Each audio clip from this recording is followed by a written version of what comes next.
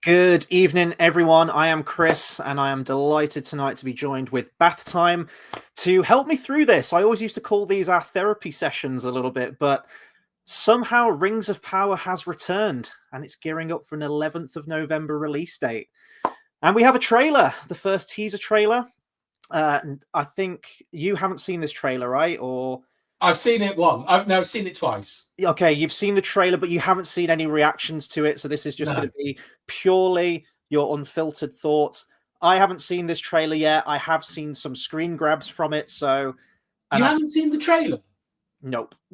Honestly, No. really? No, this is my first time watching it. Yeah, I've seen like screen grabs of it and stuff like that, and I've read some articles, so I know the stuff that's going to be in season 3. But yeah, Oh, this is the wow. first time watching it. So Oh, wow. it's been up for a few days, and I was like holding off because I knew that we were probably going to do a video on it. I did message everything in Middle Earth as well. He's currently away at the moment, but he He's did. in the comments. Oh, hang on. Let me bring up the comments. He's here. He's here. Good luck. It is awful. Well, there we go. We've got everything in Middle Earth seal of approval right there to see us on our way. Everything in Middle Earth did text me as well with his thoughts on the trailer. So yeah, this is going to be fun. Bath time. You've been in the comments for the previous 2 seasons when me and Everything in Middle Earth have reviewed all of these.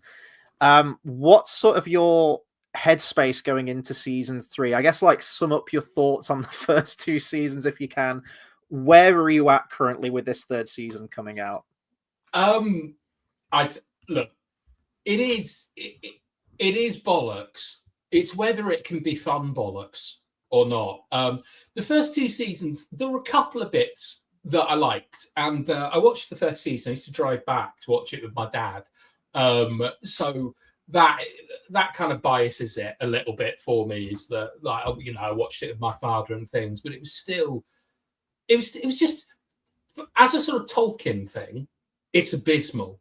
But also as a piece of entertainment, it's tremendously dull, poorly acted, and like sort of it just never knows what it's trying to do. And originally I was extremely excited because I thought we were going to get the sexy Sauron, that is essentially the Lucifer from Paradise Lost, which I think because it's a Catholic work. I think it's probably one of the most unexplored things is the parallels between Tolkien's Middle Earth and John Milton's Paradise Lost. And there's loads of really interesting things you can do with that with making Sauron this sort of Luciferian figure who thinks that he's in the right and what he's doing is correct and stuff. But instead, they were like fighting krakens, and there was that silly song the Hobbits had, and Lenny Henry was Moses. So my hope is, and this is a wild hope, is that they've said you don't need to watch season 1 or 2 to understand season 3. The Harfoots aren't in it anymore. Maybe they're just going to try and focus on the core story. But what I suspect it's going to be is that they don't really know what to do, and that Middle Earth always needs a walk. And so they're just going to have people going on journeys without any narrative need, and without any sort of real character arcs. But as Everything Middle Earth says, Waldrig is one of the greatest additions to the Tolkien canon ever. Yes, he is. He is. I'm actually just in the process of saving a picture of Waldrig to bring up streams, so let me find it quick. And maybe New Orc is going to be hilarious. Like, it's going to be like Rush Hour or Friday or something. This road trip. Who knows? But I also have a suspicion that the dwarfs are going on a road trip. Right. Okay. It's in the trailer. Like, when we've seen the trailer, I'll show you. I'll tell you the bit where I think it suggests that everyone is just fucking whizzing about Middle Earth. Well, I mean, they signed that deal, didn't they? The showrunners, I believe, or Amazon, that they were committing to 5 seasons of this, because I think they sort of pulled into question as to the ultimate fate of a season 3, whether we would even get this far, because viewership massively tanked after season 1, and season 1 itself wasn't this major hit. They spent all of this outrageous amounts of money to get the second age rights to the Lord of the Rings, like the appendices stuff, and they were expecting the next Game of Thrones. Like they were expecting that level, and it just really wasn't. It didn't get the buzz. It didn't get people talking about. Well, it got people talking about it, but just not in the positive way that they wanted. And then season 2, the production moved from New Zealand to the UK, and viewership just dwindled even more. So I think it took them quite a while to officially greenlight a season 3. And based on the release schedule of it, this is going to be a brutal release schedule for us. I mean, to even review it on the opening day, so November 11th, they're dropping 4 of the 8 episodes right from the off on a Wednesday. Yeah. And then week before Grand Theft Auto. Exactly. Yeah. And then the subsequent 2 weeks are both going to have 2 episodes each week. So this is all going to be said and done within 3 weeks' time. Very, very short window. There's no sort of water cooler effect where, with Game of Thrones, it was weekly. People can talk about it. It really does genuinely feel like they're almost embarrassed by it and they're just rushing it out. Now, for a season 4 and 5, difficult to say. I don't know what the legalities are, if they've signed documents, if it's going to be more expensive to pay everyone off if they don't do a season 4 and 5. My thoughts is that they're going to do something similar to Game of Thrones, the final 2 seasons of Game of Thrones, how it was much shorter seasons. It was like, what was it? It was like 7 episode season and like a 6 episode season or something. It was essentially the same runtime. Like they had longer episodes that were shorter. I would suspect that what's happened is that the reason there was a delay about renewing it was lawyers were talking. And I would suspect that what we will see is the minimum runtime and the minimum budget done as quickly as possible for seasons 4 and 5. I would suspect that we see season 4 before the end of next year. They will just try and get it out as quickly as possible. And it's a real shame. Like there was a huge amount of potential for this show, but what they did, and they it's a common mistake in business, is to try and expand too quickly, and they never looked after the core audience. Yeah. Also, I mean, this isn't even just like a negative with Rings of Power, because I mean they could just keep delaying this indefinitely for all I care, but this is a thing that seems to be a common thing with modern TV shows, is just the length of time between seasons. They used to, to keep that audience, you'd have to release it annually. I mean, it's been 2 years since the previous season. I think that's changing now. I think that was a result of COVID for one thing, and the other thing is that you look at things like Game of Thrones, and they've come out and basically admitted they need to release it every year, or it doesn't have the impact. There's a show that I like on Netflix called 3 Body Problem, and I think that they feel like it was released like 3 years ago, season 1. Nothing since then. But they filmed season 2 and season 3 back to back. I believe now TV shows and streaming services understand that the reason things like Lost, 24, Heroes were big events is, I mean, they were doing 24 fucking episodes every year. Is that, people need to consume this yearly, or just make films, to be perfectly honest. So I think that's all going to get resolved, and it will just be it'll be an interesting quirk of what happened between 2020 and 2025, where things like Stranger Things and Game of Thrones released every 2 or 3 years. Yeah. Let's just bring up a few comments here. Everything Middle Earth says, never forget about Waldreg. Well, here you go, my friend. There he is. Look at him. That was the best picture I could find. I know it's not hit like the image. That's a very important image. Yeah, you're right. I mean, that right there. I mean, that was the creation of Mordor. Right there. touch of the Boromir to him there of Sean A little bit. Bean. Yeah, he's got the northernisms as well. You heard about Sauron? Like, yeah. I mean, let's not forget, like, this man single-handedly created Mordor and also got a punch in on Sauron. That's bragging rights right there. Got eaten by a dog. We never saw a body. I will argue this. True, in my head canon is somehow Waldrig returned. Like, let's bring him back. That's one of the Argonauts. Handout. When they're getting everyone. Like, Barad-dûr is originally just Waldrig. Yeah. Like Christ the Redeemer. Yeah. Oh, you remember like the really cringy text captions as well of the locations? How was it like the green? Oh, it lands changed, or something, didn't it, to Mordor? Yeah, set on fire and then like turned into like Mordor. Oh boy! Oh, it'd be amazing because he could be like a magician, and in each hand that is outstretched, like the flames are sort of going out. Welcome to Mordor with me, Waldrick. Have you heard about Sauron?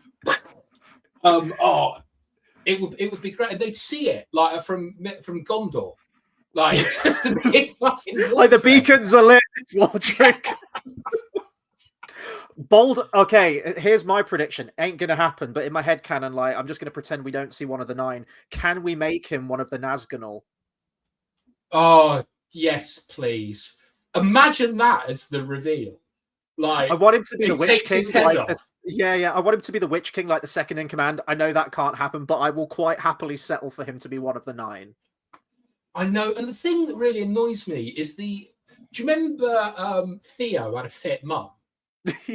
And then she went off to save Iran or something, like Nazani Bonardi or something. She's like one of the wizards, isn't she? She just disappeared into the east, and we never saw her again. I think she might have.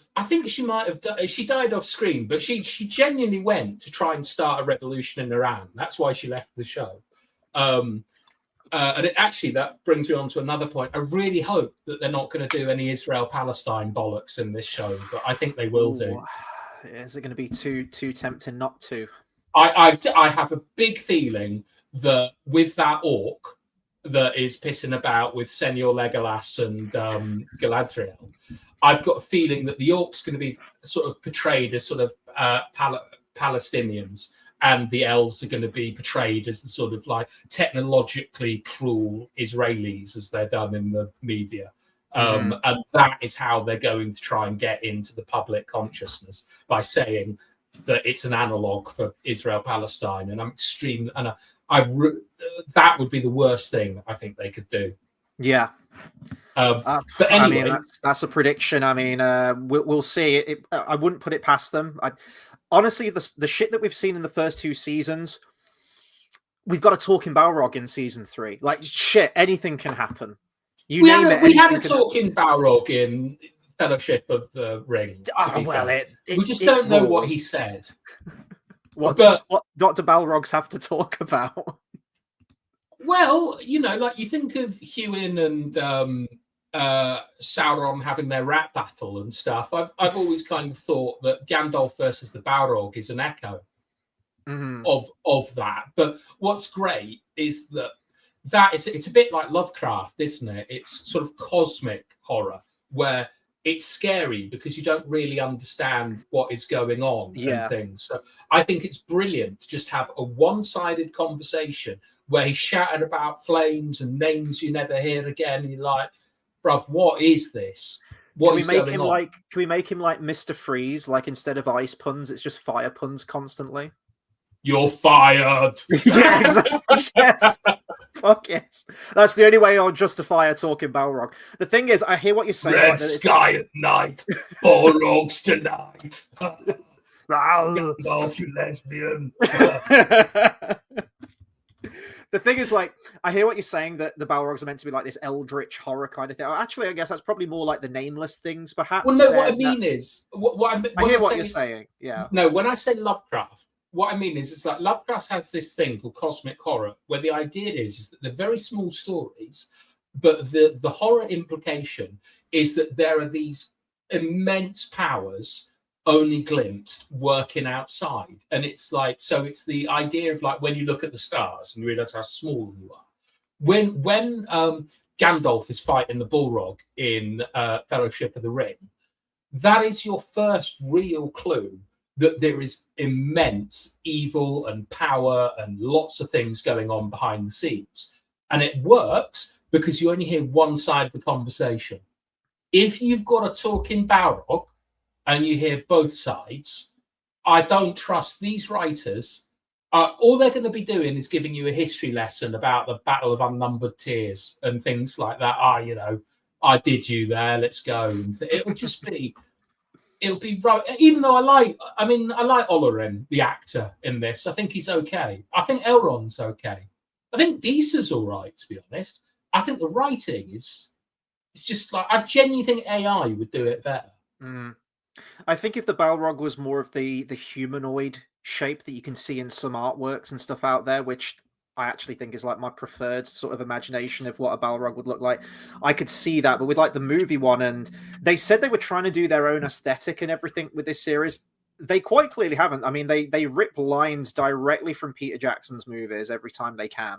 The Balrog itself is more or less an identical design from Peter Jackson's movies, and it's that more bestial design. I don't know. I think to give a voice to something like that is going to be strange. Do you think they could do like the Hulk in God. Avengers, where it is a man, and then you won't like me when I'm fiery, and then and then flexes, sort of morphs in to the Balrog? Because I mean, the thing is that you'd actually cast someone for that, and you'd cast Simon Pegg for that. They won't do it, but I think it is. I mean, the Balrog is just a souped-up version of an orc in some ways. Is that it's been corrupted by Melkor, and it is intelligent, it is sentient, but it's like from another world, and in the Second Age I still think it should be from another world. So not a fan. I don't think stylistically it works at speaking. Just before we go into the trailer itself, there is a time jump with this particular series. They're doing a 5-year time jump into the future. There's a couple of comments from the showrunners here, which I wanted to address, which is sort of going to paint the picture, set the scene, if you like, before we go into the trailer. So the showrunners apparently said that Sauron becomes, quote, a full-on villain, end quote, in this series, implying that he hasn't been a villain already in the previous two, but okay. And that changed the tone of the series to be, quote, darker, more dangerous, end quote. I don't know if you've seen the Red Letter Media Star Wars reviews that they did, like the Plinkett reviews. It reminds me of where they get to Revenge of the Sith, and he was saying, like, all the reviews are like, it's darker than the last two. It's a lot more grim and darker. He's like, who cares if it's dark? My stool's dark, and that's not good. Like, I don't give a shit. Like, oh, this is a much darker series than the other two. It's like, it's still in the same writer's hands as the previous two seasons. We've already seen a lot of glimpses from this series, which pretty much tells us that more or less we're in for the same kind of treatment that we've had from the previous two. Well, maybe even worse. I don't know. I think it changes. Like, the first two series, like Al-Farazon was never. We knew he was the villain, but he didn't accept himself as a villain. And in season 1, I've forgotten what Sauron was called. Halbrand. Halbrand. Yeah, no, that's the name of someone from the company, isn't it? Anyway, he is called Halbrand, but he is not a villain in it either. So all it really is just a series of events happening. There's no like link between them. When you put a villain in, at least there is a narrative focus. Like, I'm hoping that because the pacing in the first two series is fucking awful. Yes. Like, yeah. It's let's cut to Elrond and Mr. Dwarf, and now let's go to Celeborn and Mr. Mouse, and Celebrimbor, sorry. And Gandalf saying, I'm good at the end of season 1. Gandalf and M&M. Two whole seasons of a TV show for Gandalf to say, I'm good, and to acquire a fucking staff. Yeah, but, I like the actor who plays The actor's fine. The actor's fine. Like most of the, I mean, there are some actors in this that are absolute dog shit, but like majority of the actors in this, I don't have a problem with. It's the writing fundamentally, the direction and the aesthetic is just completely off. Considering how much money has been shoveled into this series, the costuming especially, the hairstyle, just everything about it, it's that verisimilitude of what we've come to expect from the world of Tolkien. I'd probably have the same argument for the Odyssey movie, but I haven't seen the Odyssey movie. I need to read the Odyssey first before I feel like I can offer a fair criticism on that film. So bear with us on that one. Like, it's been making a shit ton of money. I mean, that's the power of Nolan right there. It's continues to make a crazy amount of money. I don't like him as a director, I've got to be honest. I think as of late, I've been seeing the Nolanisms a lot more now. I was a massive fan of some of his earlier films, but his latest entries, I don't know. I feel like I'm souring more to him a little bit now. I love The Prestige. Yes. Oh yeah. Wicked film. Phenomenal film. I think Memento is shit. The Batman films, I'm not a comic book guy.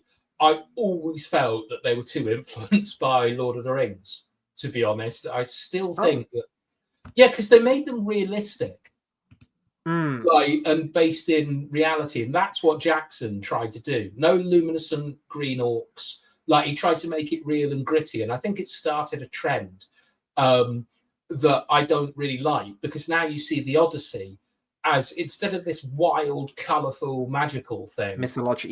Yeah, and I genuinely think it comes from Lord of the Rings deciding to be as realistic as possible. And I'm fairly sure I've read an interview saying that was one of the driving forces behind Batman Begins, because previously you had Mr. Freeze, and they were like driving around on ice with bat cards and things, and it was just like a cartoon, and then it becomes, based in reality. So, and it was the knock-on effect of that trilogy as well, because then everything was trying to copycat. Everything was darker and grittier and realistic, and almost like it was ashamed to be a comic book property. Definitely. I mean, I haven't seen the Odyssey yet, so can't 100% comment on it.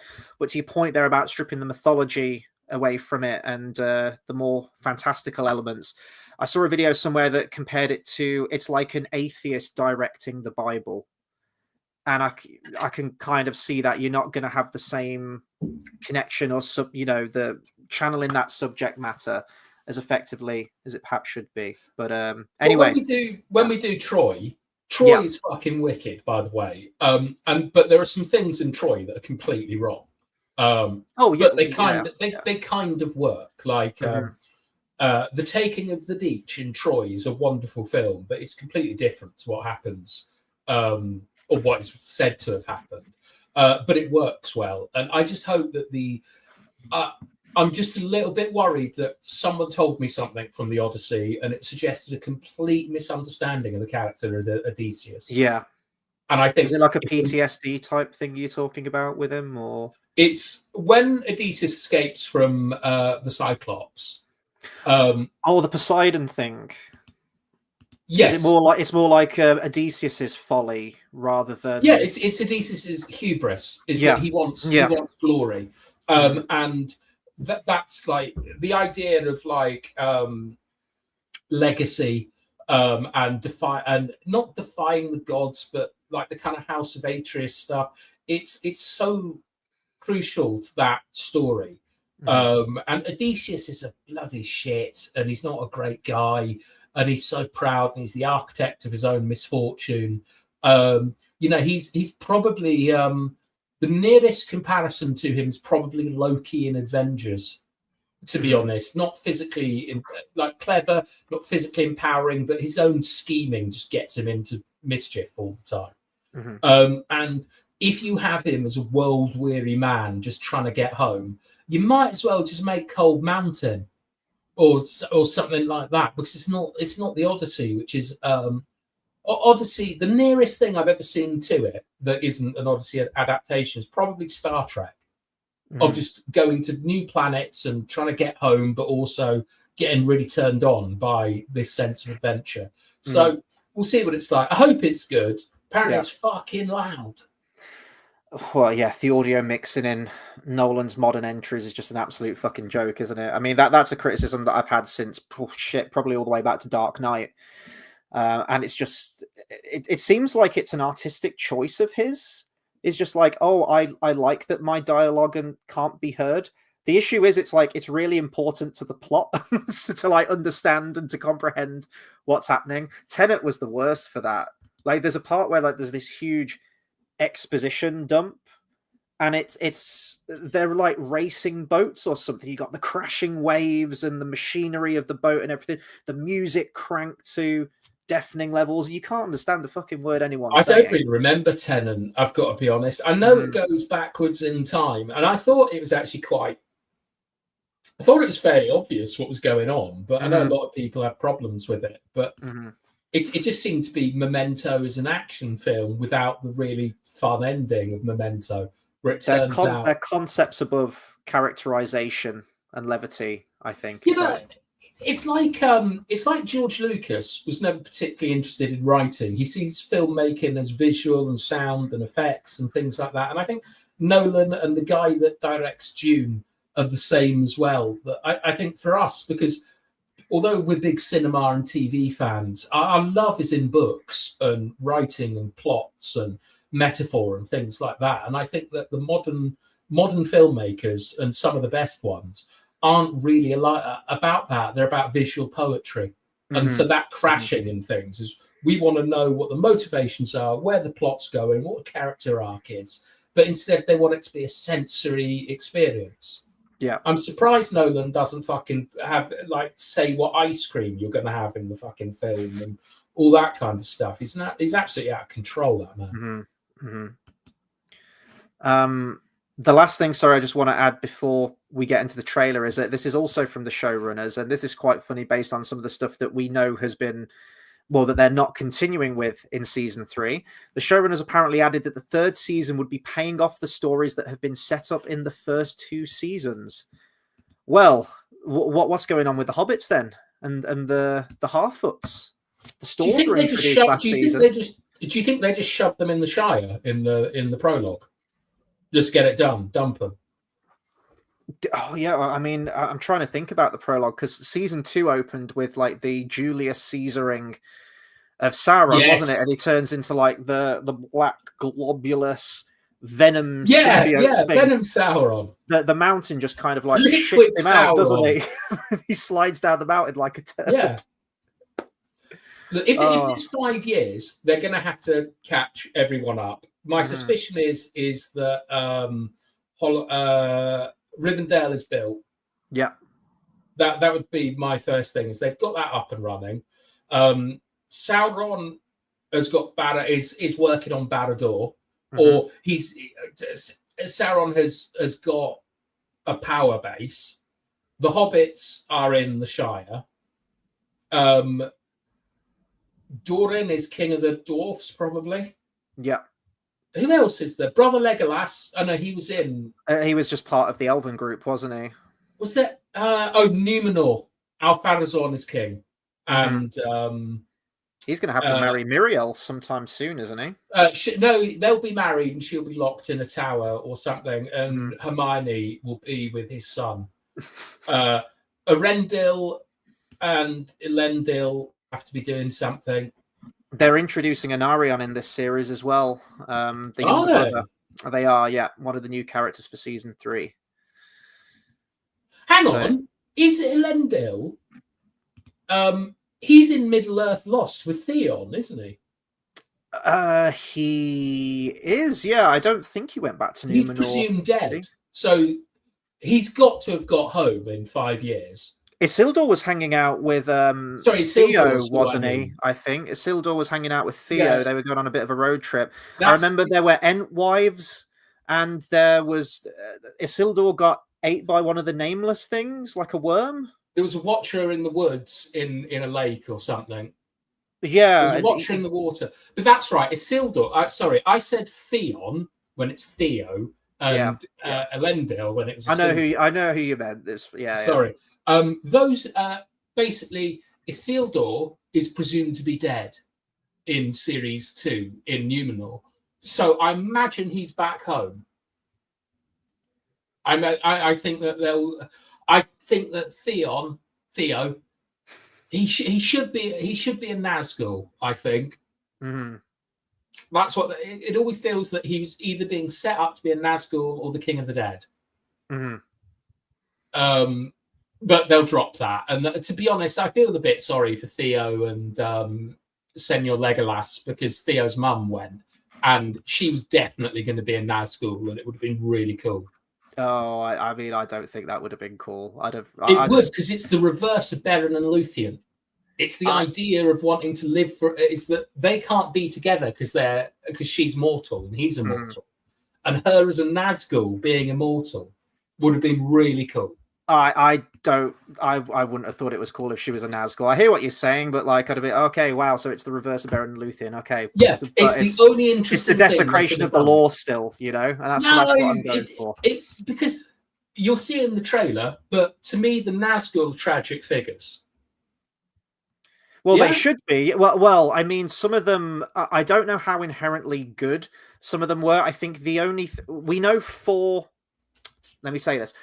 We know the official name of one of the 9 in terms of the lore. Yeah, one's called the Witch King, but we don't have like an actual name attached to that. The only one who's named, who is in this series, by the way, is Kamul. And I've seen a screen grab, so I'm assuming there's a clip of him in the trailer, or it's probably the same screen grab that I've seen.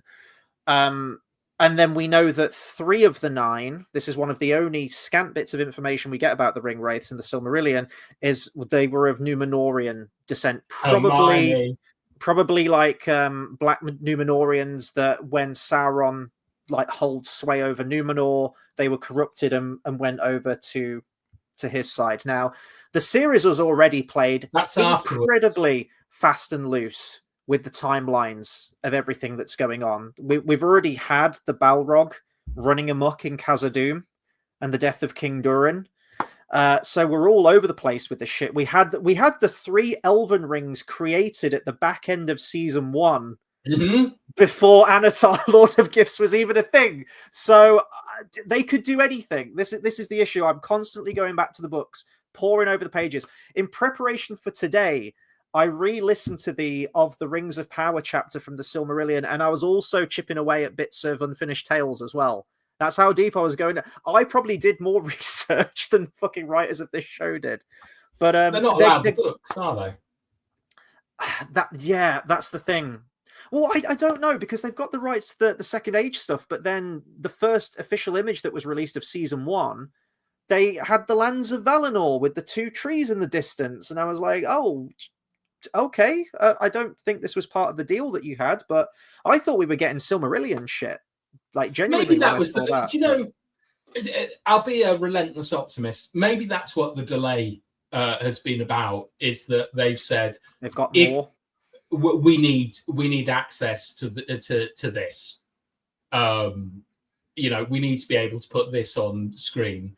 But when you see the trailer, I'm very interested what you think of the Nazgul, because I'm that and Wonder Woman Disa have you've mentioned that.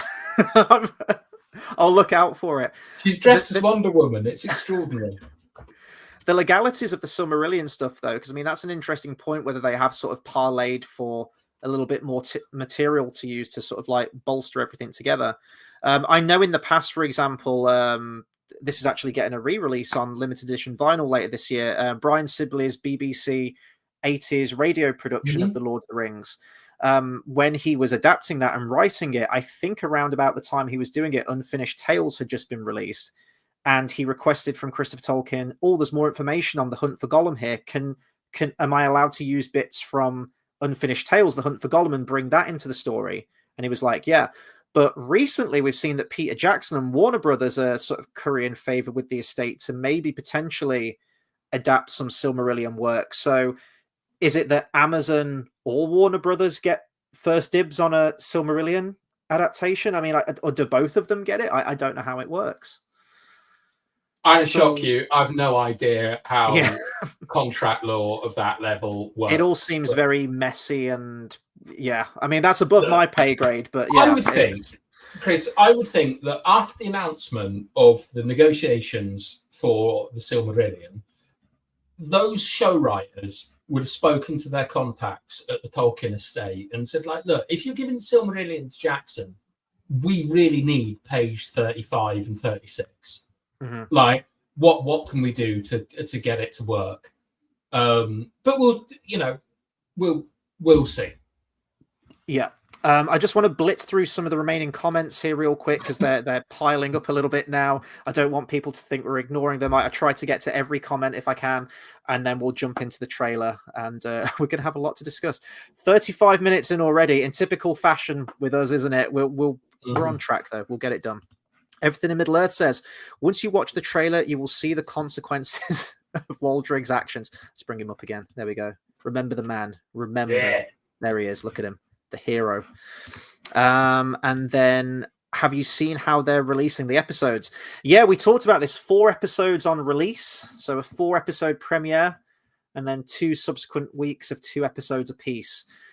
We're all going to have a sit-down chat of how we're going to review these that first week, because I don't think I can get 4 episodes watched in a day. I don't think that's not going to be a logistic. chance. Yeah, I not think a chance. splitting them into Sunday? Well, I was thinking, can we split it across 2 days and just review 2 episode chunks? Because then we get like 4 videos out of it, 2 episodes a piece. Maybe do one on perhaps like the Thursday or the Friday, and then one on the Sunday to break it up. Maybe we'll have a chat about it anyway. But we did fear they were going to do that. I actually can't remember how many episodes the previous premieres have been. I feel like season 1 was 2 episodes. I can't remember if season 3 was that also 2, or I think it might have been 3. For season 2, they're just going to release the whole season by the final season. I think they are. Just dump it out there. Just 2 episodes, season 5. We got Carl, who says, "Evening, guys. Good to see you again, Bathtime." And says, "Do you think we'll look back at this era of TV as such a missed opportunity with shows like Rings of Power and Kenobi, what they could have been?" I think we'll always have that. I don't know. With Star Wars at the moment, I'm just completely enveloped in a sense of apathy. And that's almost like the last nail in the coffin for me. When you pass the anger stage and you just kind of like let it wash over you. I mean, it is a massive weight. I feel, exactly. I feel like the sequel trilogy was the biggest wasted opportunity, but I don't think Kenobi should be exempt from that same conversation as well, because you got Ewan McGregor back. Hayden Christensen was ready to come back. They're there. You've got them. You even get Qui-Gon Jinn for like a final little cameo at the end. You have access to all of these actors that are willing to come back and play these characters again. We see Hayden Christensen, like, he's still got the chops. And again, it's the writing, isn't it? It's the writing, the direction, the showrunners, just... That's where it all stems from. Hopefully it works out on the basis that like future generations will study this decade and how no new properties were created and how they were butchered and so on. And they won't make the mistakes of the past. Yeah. Speaking of a mucky butcher, Everything Middle-earth says Waldrig the White. That would be amazing. Coming back. We need some Waldrig memes for season 3. If we're not getting Waldrig in season 3, which I feel like we won't, the memes have got to continue it. Like, we've got to uphold and continue the name. We've got to pass on the torch of Waldrig. Please let the Balrog have a lisp. Yes. I think there's going to be some quality memes with that talking Balrog, you know. I think people are going to go nuts with the voiceover clips of that. I think it's going to be really good. Everything Middle-earth says, Gandalf going from sounding like Forrest Gump to Tolkien himself within one scene. That's a good point. Yeah, he's like the Iron Giant, isn't he, when he's first introduced? Can't string a sentence together. It's like Bumblebee from Transformers. Oh, God, yes. Yeah. His voice box back. And then it's gone again for all the rest of the sequels. They just kind of forgot about that scene at the end. Season 3 opening, Waldrig fighting a Balrog and becomes Waldrig the White. Oh, remember when we got that flashback to the creation of Mithril and there was that elf fighting the Balrog? Yeah, we could do something similar there. Waldrig could have his Glorfindel moment. Oh man, he's just like riding Calagon into battle against Erendil. Or like when the wave comes to sink Numenor, it's like, you know, in the Mummy, they have the big sandstorm. Yes. The face. Baldric coming at them. Yeah. Oh, see, I thought you were going to go in a different direction there. I thought you were going to go James Bond, Die Another Day, and he's like, or the Meg or something, like he's surfing down the wave. But no, I I'd like love yours that. better. Just No. the face of Waldrick. That's better. I like that. Everything Middle Earth says, didn't they see Isildur with Theo, and we're setting up Pelagia?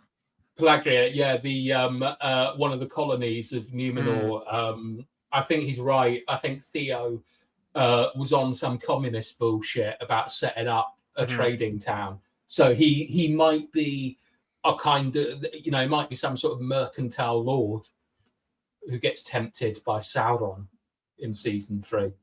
Because the revolution's already started, hasn't it? I remember rightly, at Numenor, with like the faithful and like our Pharazon's men. I think that already kicked off, didn't it, at the back end of season 2? Yeah, he was legitimized by an eagle, wasn't he? Yeah. Yeah. You just needed the US flag behind him, didn't you, in that moment, and the image would be complete. Pharazon, fuck yeah. Oh, I'd love it. Oh God, I hope they're gonna do it. They're gonna make him into a Trump analog. Yeah. I'm very worried that in order to get in the papers and get people talking, they're going to make this as political as they can. Oh, of course. He's going to be Trump. Yeah. But he'll be in full control of Numenor, and I assume the end of season 3, they've got to do the capture of Sauron. I think that's where it's going. I was trying. They talk. The showrunners talk about each season being like a distinct chapter of the lore.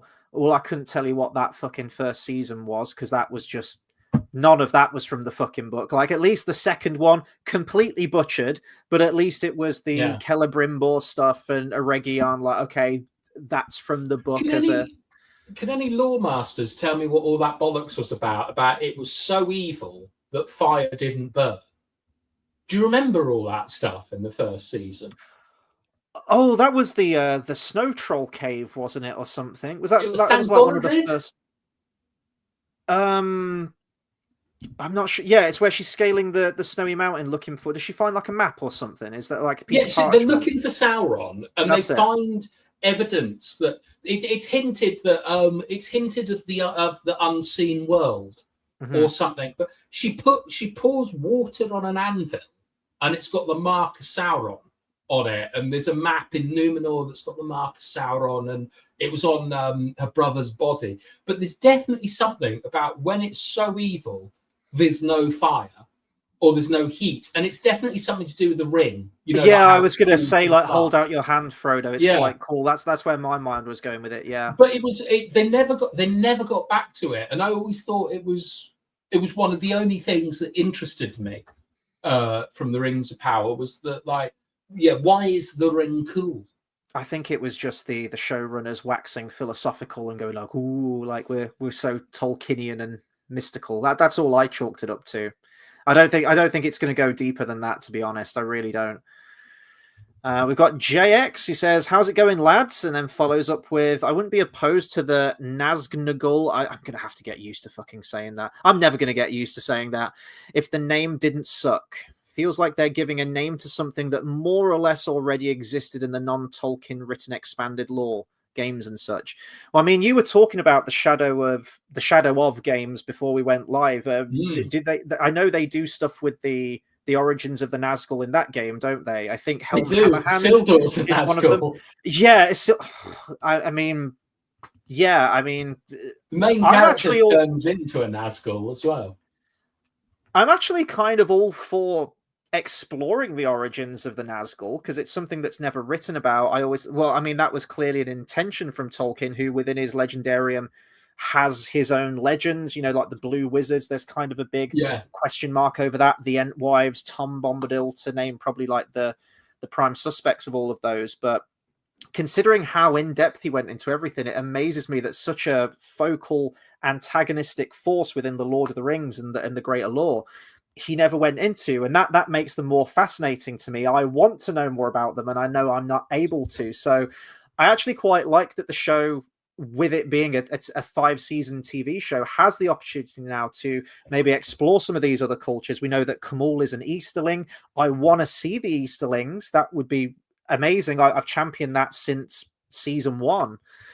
Who's the guy in Lord of the Rings with a name that is unpronounceable who helps the he helps who does he help? Is this in the books you're talking about? Yeah, in the books. He basically gives them a shortcut to get to Gondor. Gonborigan or yes, something like that. One of the Woses, yeah. A really interesting character, noble, understands things, intelligent. Like it's often brought up as representative of how Lord of the Rings isn't like a white power tale, as it were. Like there's contributions made from everyone else. I'd love to see something like that, but I think that Kamal, if he is in it, is just going to be a twat. He's just going to be a villain. Yeah. And that's it. And I want to know if you can do forced Nazgulization of people. Like whack a ring on them, lock them in a room. Does it turn them into a Nazgul? How does it all work? That stuff's interesting to me. I'd love to, like the Disciples or something. I'd like to see how they all become the Nazgul. That would be much more interesting than let's dress him up as a Nazgul and have him whiz about. I feel like that's what it's going to be. To be honest, it's that race. I've seen the trailer. That's what it is. Oh, I mean, you've got like they're doing Fellowship. Yeah, Rings of Power has this fascinating thing with its pacing in that it feels like you get through 2 seasons and we haven't accomplished anything, but then a lot of things it feels like we're speed running the hell out of it. Like we're not letting stuff breathe, and then on the flip side, also nothing's fucking happening for 2 seasons. It's the aging. I would love to ask them genuinely if they could go back, if they could, would they change the that they set it so early? Like you've got a Isildur running about with Brimbor. Like it's like Bill and Ted, where they've got like Cleopatra with Napoleon and stuff. It's completely wild. Yeah. And I think if they had just done it by focusing on the elves and having guest stars, I think Isildur is just in season 5. Do you know what I mean? And then I think it would have worked better. But obviously they got so turned on and hard about the fact that these amateurs had won the contract by saying, let's put hobbits in, we'll make it multicultural and speak to present day problems, and they completely misunderstood the nature of the beast that they had to wrestle. From what I've heard, I don't know how true this is. When they initially acquired the rights and they were talking about producing a show based on the Lord of the Rings, their initial intentions were pretty noble. I remember the initial announcements. They had Tom Shippey on board, Tolkien scholar. Yes. I think they had, was it like John Howe, like some of the conceptual designers from the Lord of the Rings films working on it and everything like that. And everything seemed to be going pretty great. What I heard after that was it was really, really Jennifer Solke's involvement where she took a look at it. I think she's like, is she like not like the president of Prime, but I think she's like the producer of everything. Let me just double check that real quick. But she held like a lot of sway with what happened with the show. Jennifer Solke, head of Amazon Studios, that's right. And the 2 writers, JD Payne and Patrick McKay, were kind of hired as almost like yes men writers. Yeah. Where she had a list of notes and they basically were like, yeah, we can do that. Yeah, we can add the Hobbits. Yeah, we can do this. We can do that. Yeah, my interpretation of it is that what's it called? Bezos loves Game of Thrones. He loves Lord of the Rings. And he was like, let's do Lord of the Rings. And he said, we need Gandalf, we need Hobbits, we need Nazgul, we need all these things. And I just think they should have just done a concept show. Just one series, do Sackville Baggins World War II, World War II resistance French film set in the Shire. Very easy. But they got too ambitious and they hired two guys who I think they've done their best. But they're just not, they're not qualified. Yeah. It's what is it? Is it a camel is built by a committee trying to build a horse or something? Yeah, that's right. That's right. Yeah. And I really hope that maybe they've just been left alone and they've just been told, finish it. And maybe they can tell a good story. But as you'll see from the trailer, it is very first act Fellowship coded. That finish it, it's just reminding me of Willem Dafoe's Green Goblin. Finish it! It's just get it done. Finish it. Well, I think that's as good a segue as any. Let's get on to the actual trailer now. So we should be sharing the screen right there. Let's see if we can... I think that should be fine. Might be able to resize it a little bit. There we go. That's better. So we should have the audio working and everything. I've kind of turned the volume down to sort of midway, so hopefully you can still hear us talking over it.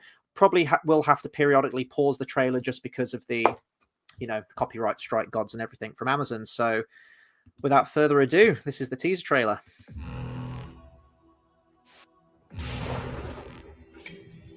Now is the mighty hour. Okay, so far, yep, creation of the One Ring. Okay, that's all well and good. Looks like very much like the title sequence.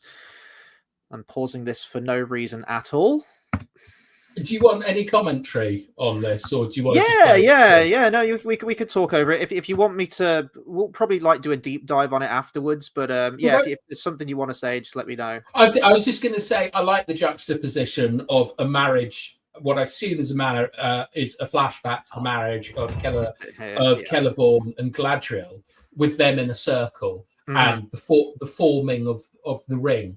I think that's I quite like that. This looks like the Tra La La Lally elves, doesn't it? This, the singing and dancing and frolicking and everything. Yeah, and that presumably is in Valinor. If it's their that's a good point. Yeah.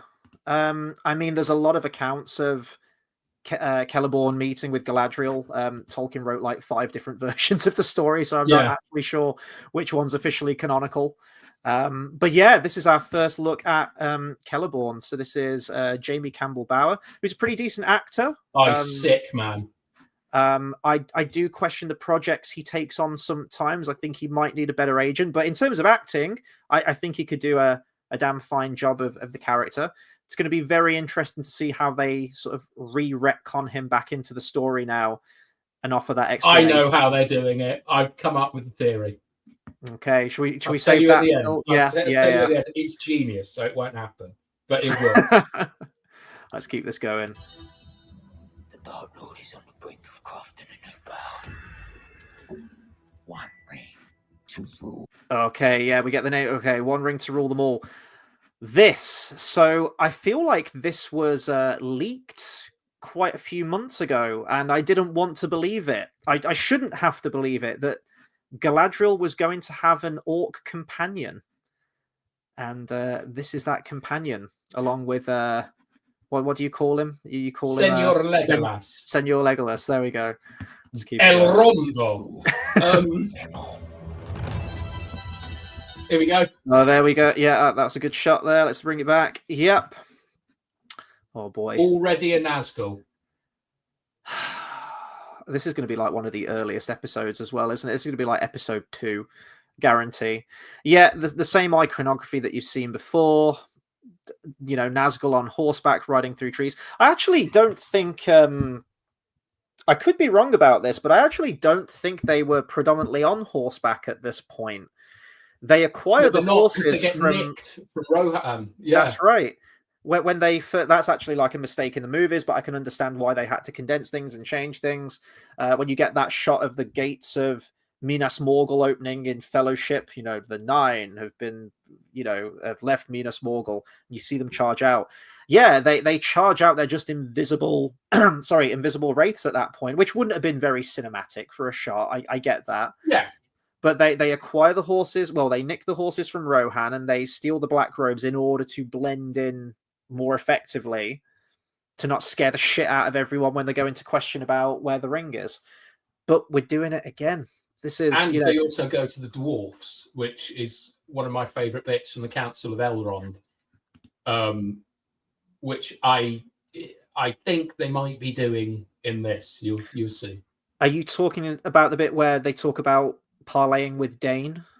Is it that Yeah, bit? they turn up and they offer a ring of power, don't they? And it's like, because the Council of Elrond is so cool because no one has any bloody idea what is going on. Like, Denethor and Boromir and the dwarfs, and we don't have any clue either, and we all find out at the same time. And it's gone from the Hobbit to we need to kill Satan. It's just so cool. But yeah, we've got a Nazgul in woods. Like, yeah. I've seen some picture. I mean, these are probably from like later on in the trailer. I've seen pictures of the costumes. Now, you often get this where you see like a set picture or something like that, usually on like a superhero film, and you go, I know exactly what you're talking about. That costume about The Witcher. Well, yeah. You just look at the costumes and you think, oh, well, that looks shit. But you realize this is actual like set photo. They haven't got the lighting or color correction or anything like that, and that can really change. When you see it in the final film, all your problems most of the time are kind of allayed. My problems aren't allayed with this. They cheap. look. I've seen people say they look like the knights who say "knee" from Monty Python Holy Grail, and I'm seeing it. The way it's photographed does not look scary or effective. It looks really clunky. Looks like bad cosplay. I've seen cosplay better than this. The issue I have with this shot is that we know Tolkien likes trees, innit? But the thing is that the Nazgul, by their very nature, are unnatural. Like, it's about death and deathlessness, and they should absolutely stand out from the natural world. And here, you don't get any of that. The camera angle is poor. I mean, it's obviously implied that Senor Legolas and Galadriel are watching them from, more trees. That's the or next whatever. shot, isn't it? Is that the next shot? Let me just... Yeah. But this is our introduction to the Nazgul in the trailer, and it should be, in my opinion, the same kind of introduction that we get in the film itself. It's like Darth Maul. I remember thinking, my God, that looks crap when he was on Kellogg's Cocoa Pops and things, and he looks sick when he comes out with the music and his hood and everything. This is it's a bloke on a horse with stupid armor. And maybe that's the point, because they're not the Nazgul yet, but they need presence. Do you know what I mean? And this shot is, I think they're going to be completely recreating the Fellowship scene here. Like the way that Senor Legolas is kind of like looking up. I can imagine they're under some like grassy, like tree trunk or overgrown thing, and the ring wraith's going to like lean over. Yeah. Can you see the orc? I thought that was a bit of wood, but that's actually his face.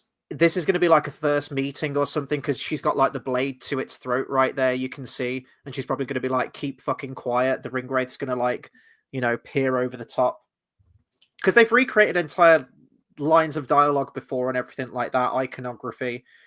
What about like the weird like moth chicks from the Mothman from season 1, who I think it's in that scene where Gandalf stands up to them and goes, I'm good. And then they like dematerialize, and then they kind of become the spectral wraith form figures. They do, yeah. They look exactly like the wraith forms from Fellowship of the Ring movie. And I thought, because everyone said they look like Eminem. I remember when the first picture came out, people thought that was going to be Sauron, and people were panicking. I thought, are we kind of doing the ring wraiths now? I was like, well, no, because the rings haven't been made yet. We haven't done the rings for the 9, but why are we making them like the wraith forms? I believe they came back shortly in season 2, and they were sort of under the Dark Wizard's sway. Yeah, maybe Hines' character. Maybe they're in Rune. And the thing is that like, I don't mind Olorin having a very separate story to someone else, like the Astari kind of having their own adventures, and then he turns up at the turning of the tide, as it were. but I mean, we can. I mean, can we have Oberyn in fucking Numenor, man? I don't think we can. Even be here. Like the Astari show up after Sauron's defeated after the last alliance, and he comes back into Middle Earth. That is the catalyst that prompts the Valar sending them into the world in order to stop that shit from happening. Yeah. So what would be quite cool is I still have hope that he's not Oberyn and that those are the blue wizards we're seeing. I think they've confirmed it's Gandalf. I think like officially on the cast now he's confirmed. You know, Grand Elf. I know, but look, like, they've still got enough wiggle room, and it would be really cool to have Mance Rayder, Saruman, and Gandalf kind of battling each other for hearts and minds out in the east, and letting the elves, Sauron, and men have their story, which is what it should be. I think that's one of the only ways you can save it, is that there's the sort of the proximal battle, which is what we're seeing here. Of the Nazgûl are obviously hunting Brother Legolas, Gollum Orc and Galadriel, but if Gandalf and Saruman can be playing chess and maybe they're fighting over Kamal, the Easterling, trying not to be bad or something. Like there could be something that they could do that's interesting, but they shouldn't be mixing. I mean, I just question why they need to be in the show anyway, because when you look back at those previous stories with the Hobbits, with the Astari that we've seen so far, it is completely superfluous. It's of no consequence so far anyway. And I don't see it changing. I mean, all of season 2 was Gandalf acquiring the name Gandalf and collecting a fucking staff from Old Man Willow from Tom Bombadil's house in the deserts of fucking Rhûn. Like, what are we doing? And I love Kieran Hines. You mentioned the actor who plays Gandalf in it as well. Like, I've got nothing against the actors. It's just, why are they here? Why are we doing this story? And it does scream the fact that, well, you can't do a Lord of the Rings property without hobbits and without Gandalf. There's the expectations, and maybe I just don't understand it. Power.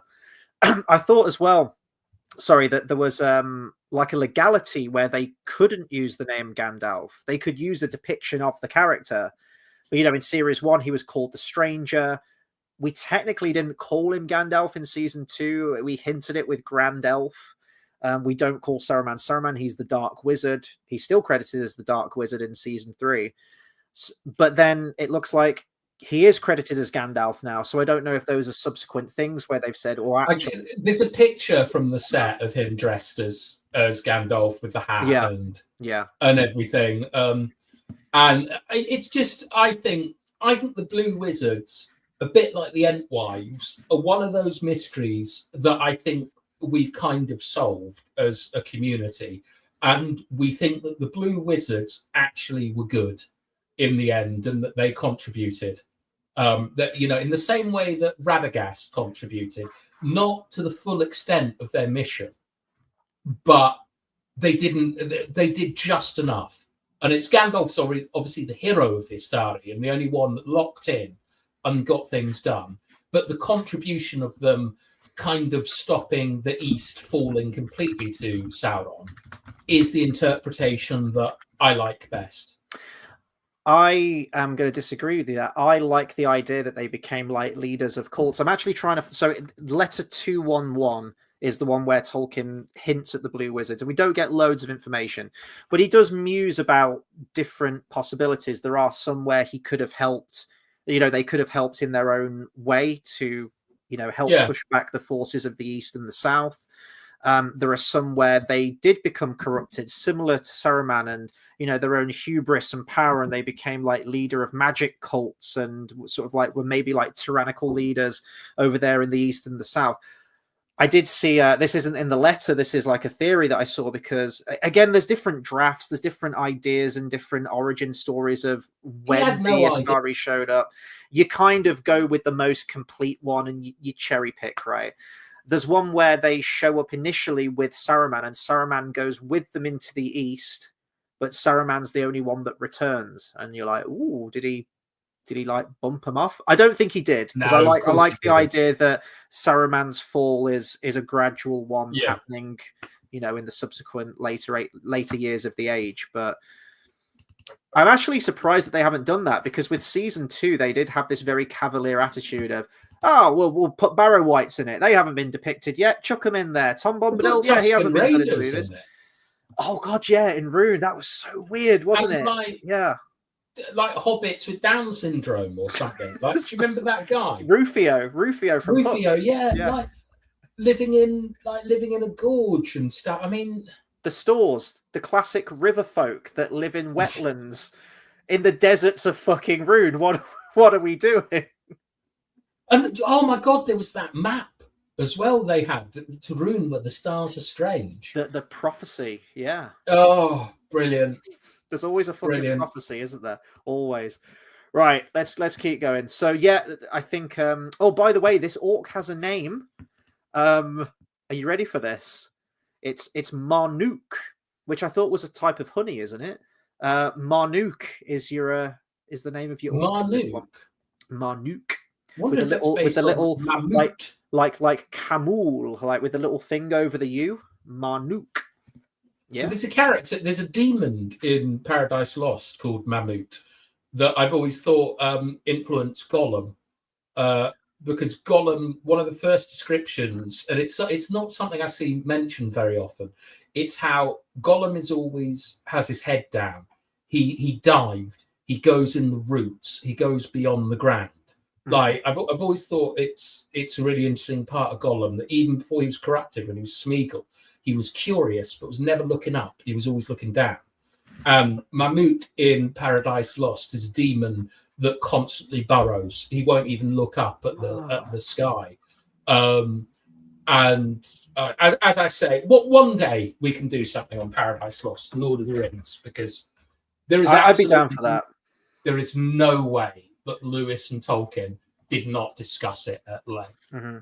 I was actually going to request of you a sort of unofficial reading list that I should work through, because I'm slogging my way through the Iliad. I'm almost there, book 24 of 27, so I'm almost there. Then I've got the Odyssey. It's wicked, isn't it? Or is it hard? When you strip away all the fat and the fluff from the story and you actually get to the bare bones of the fucking story, of the story that it's telling, it's fantastic. I love the bit where Achilles is rallied into battle and Hephaestus fashions this new armor for him, and it's like, I'm going to quote Nolan's Odyssey movie now, let's go! Like, that's, it's like, that's what's so cool about the Iliad is, in Commando, Arnold, have you seen that? Arnold Schwarzenegger. Yeah, when he suits up, gets the knife and he puts the that is. Yeah. I don't know if I can't recall what chapter it is, but have you had the arming up of Hector and Achilles yet? I've got to the bit where they're celebrating. They're doing the funeral for Patroclus, right, and they're doing the games afterwards. So the main battles happened. Yeah. That is Commando. And I absolutely love that. But the thing, it's the catalogue of ships and stuff that I would just skip. I mean, there's that. There's the constant, agonizing extended similes every other sentence. It doesn't feel like you're making any progress. And, we get that amazing setup in book 1 of the actual inciting incident. Yeah, and then I get I get that it was oral tradition and this story was passed over, centuries, millennia even, and someone would go, "Oh, I'm going to write a chapter today. I'm going to continue the story." So it does feel very meandering in the middle. There's a huge swathe of time where we don't even touch base with Achilles, and then when we get to him, I'm like, "Oh shit, yeah, chapter book 1, yeah, that was the whole thing." So it's frustrating as storytelling, as the actual story that you're presented with, looking at it as a whole. It's frustratingly told, but it's historical. And I get that this was told over time. So I can see it's important. Yes, exactly. I think that's the key thing, is that when you read the poem now, I think you've got to remember that when this was originally performed, and it would be performed. It's like reading Shakespeare. You don't read Shakespeare. You go to the theatre to see it. The guy doing it would have had like dust or something he threw in the fire that would crackle, and he would go off the crowd and he would go in different directions and things like that. So what you've got with the Odyssey as a poem is you've got all of it and not the stuff that interests you. When you see Troy is exactly what you're looking for. Yeah, I was going to say, yeah, for a big budget blockbuster movie, I was saying, right, you're going to have the inciting incident. You're going to cut out all of that stuff. You might have Diomedes being like the total MVP, one of my favorite characters from it so far. The dude's incredible. The dude takes on Ares himself in a chariot. And he's like, oh, fucking have you, mate. It's great. So I'm hoping that, I'm assuming Diomedes is probably in the movie. I hope so. And then there's like a bunch of disparate kind of battle things happening, and the gods are intervening and whatnot, and we're padding for time and we're stalling for time. Then it's like, right, Achilles is in the battle. Hector, I'm going to have you, mate. And I'm like, right, well, that's going to be your third act, probably. I'm assuming is going to be towards the end of your movie. Now, I've still got like 3 or 4 books left to finish it, so I don't know if this is going to be your falling action. I'm expecting there's going to be something with the Achilles heel thing, unless that's from a different mythological story and it's not within the Iliad.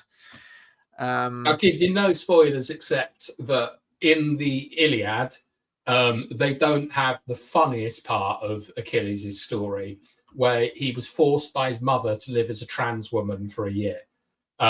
Really? Yes. This is why I thought that Elliot Page might actually not be the worst Achilles ever, because Achilles spent a year pretending to be a girl in the court of a king, and then fell in love with the princess and took her forcibly and impregnated her. But yeah, instead it was a character that was taken from neither the Odyssey or the Iliad, I think. Correct. Yeah, well, I'll get to that movie when that's one thing that always makes me laugh, is that no one ever brings up the fact that Achilles genuinely was a trans woman for a year. I did find out today, because clearly, you know, my phone listens to me and listens to what I'm listening to. So I've had a lot of Troy movie things coming up on my Facebook, and it was saying about how much Brad Pitt hated playing Achilles, but that sort of apathy, that sort of arrogant swagger that he has kind of comes through in his performance. Yeah, exactly. Actually is to the film's benefit. Fucking unbelievable. He is, I mean, I think that Troy, in my opinion, is one of the best historical epics of swords and sandals, but it's also got the best fight scenes I've heard the choreography is fantastic. Yeah, specifically that fight. Yeah, I've heard it is really absolutely incredible, and the taking of the beach as well is like, it's kind of like, you know, it's sort of like a reverse Normandy. Yeah, you know, like in Saving Private Ryan, it's the other way around. It's just Achilles going fucking nuts. Honestly, you'll love it. I can't wait to... I'm looking forward to seeing it. I've decided that I'm going to watch the theatrical cut. I have heard, as a film, the additional scenes, the additional violence and gore in the director's cut version, it's just Bryce's is better, but I've heard that the soundtrack gets absolutely butchered in the editing suite with the director's cut. All it is fleshing out the love story of Bryce's and his beef with Agamemnon. It's not. It doesn't add. The juice isn't worth the squeeze. Yeah. I wouldn't say you need to do it. And there's more Orlando Bloom, who's fucking great. Between that and Kingdom of Heaven, they were really trying to. He was great in Kingdom of Heaven. That's a wonderful film. I especially the director's cut of that. Only the director's cut. Yeah. Oh yeah, we've got Rings of Power season 3. Let's get back to it. Scar in Middle-earth. Oh, I know that's... Hang on, let me run that back. Scar in Middle-earth. We're using exactly the same sound effect for the ring wraiths in this. That's nice. You know, we want this show to have its own identity and be divorced from the Peter Jackson films, yet we're going to keep constantly using as much as we can. This, I'm assuming, is a fell beast. That can't be a dragon. The shrill cry. It's got to be a fell beast, right? Yeah. I mean, I can't. It looks very dragon-like. Again, like the. I thought they were dragons when I first saw it, and it was only an hour ago I realised they had to be fell beasts. I don't mind the fell beast design in the Peter Jackson movies, but when you read it, they do read like sort of pterodactyls, like these Yeah. scraggly, mangy carrion birds that have been, Christ only knows what's happened to them, and these gigantic, terrifying, like pterodactyl, like dinosaur-looking things, or pterodon, I should say. I know they're not dinosaurs, but don't at me, someone who's like a paleontologist. Oh, there we go. There's you. Oh no, this is Gandalf doing fire. I was gonna say this could be a cold fire, but I don't think it is it? Is he just practicing his magic? Practicing his magic. Middle Earth will burn. So we got evil Saruman already. We kind of knew that from. Is that Series Mance 2. Raider, Kieran Hines? Yeah, that's him. That's him. Yeah, that's our Saruman. Probably. So it was that big secret, the stranger. Oh no, it's not Gandalf, guys. No, really, honestly, it's not. And that's what it is, though, isn't it? So. Will burn. Oh, okay. We've got some slow-mo. What's that reminding me of? That action shot. I don't know. Has he got a sword in his arm there, the Ringwraith? I think so. I think he's Is he... basically grabbing an elf, isn't it? Yeah, and like body slamming him to the ground. Yeah. Could you imagine in the Lord... Well, the Lord of the Rings, he straight up murders that Hobbit, doesn't he? Which would raise an eyebrow in the community, I think. The guy's like, who goes there? And he just slices him. Yeah. Whereas in this, they just fucking like body slam you in slow motion. Again, like the way it's photographed. I know that Peter Jackson mentioned in a relatively recent interview. Actually, it was probably around the time where he was doing like press for the last Hobbit film. So probably around like the mid 2010s or something. He was talking about, digital stuff now, how they have much more freedom to do things that they couldn't do with the Lord of the Rings. And he says initially he wanted the Ringwraiths to be digital creatures because of the fluidity and like the creepy movements. If you've seen his film The Frighteners with Michael J. Fox, there is something in that would be very similar to what I imagine his idea for the Ringwraiths Grim would be. Reaper, basically, isn't it? It's that, I know. Yeah. I think that this... God, sorry. This here, you got to remember that this is, from their point of view, this is a man still. This isn't a Nazgul. This is the Nazgul or whatever the fucking Ganania. Yeah. I think, to be honest, even though I think this is a bit shit, it's extremely impressive. Like in terms of the stunt work and how it works and the camera work. I think that they're really pleased with this shot. But what on earth is going on? Is that an elf? It looks like one to me, yeah. So where are they? What's that? I don't know. What's this guy doing on the right? What's this guy just chilling? It looks like a bomber jacket, like Biggles. Yeah. I don't know how Okay, so do you remember the original design for the Witch King in the Return of the King movie? If you played the Return of the King game, which has a few like little additional scenes and things, early concepts for characters and everything. Not really. The Witch King had this big towering spiked helm. If you remember that picture of Morgoth fighting Fingolfin, and it's the massive crown, right? That's what the original design for the Witch King looked like, and they shot the movie with that design. And then in test screenings where he didn't have a morning star, he had like a big mace, and people were watching it thinking, well, this just looks like Sauron. So they kind of panicked and was like, right, we'll change the mace to a morning star. That's right. They made the mace. They made it massive, and they changed the helmet so it was more like the oval kind of hood shape of the Witch King. And I actually really like the new design. I would have been fine with the other one, but I can understand why they changed it. I still don't like they took Melkor and gave it to Sauron. Well, I was going to say the Ringwraiths are giving me really big Morgoth vibes all across the board with these outfits, because they've all got these sort of big, elaborate, spiked crown things, haven't they? I think. There were kings, technically, weren't they? Like that was kind of the promise, was that he would turn them into kings, so a crown, makes sense. And I can picture our Sauron, sexy Sauron, crowning them with these elaborate hubristic things and dressing them as kings. Yeah. So that's all fine. It's just like, this is cool and stuff. Someone's, doing WWF moves on a horse. But what I don't understand, like, because this isn't in the East. Like, I'm assuming that this is either Aragon or like, are they looking? Do you think for Eriador kind of area? Do you think this? My suspicion is, that like the orc is going to be doing a similar role to Gollum and Frodo, of he's escaped and he knows something, and they're out looking for him, and Brother Legolas and Galadriel have got to get him away, and this is basically outside Rivendell. Well, I think they're playing up the whole thing of, because I'm trying to remember that gem of a story with Adar or whatever his name was, how he was just trying to lead his orcs to a better land where they could just be their own people, raise a family. Maybe, you know, we saw the must we go to war? Was he an elf, or was he? Because he was an elf who had been partly corrupted, I think, hadn't he? He was sort of in between. Well, is there a name for that? We've got like an in-between name for the Nazgul, the Nazganul. What can we call that? Somewhere between an elf and an orc.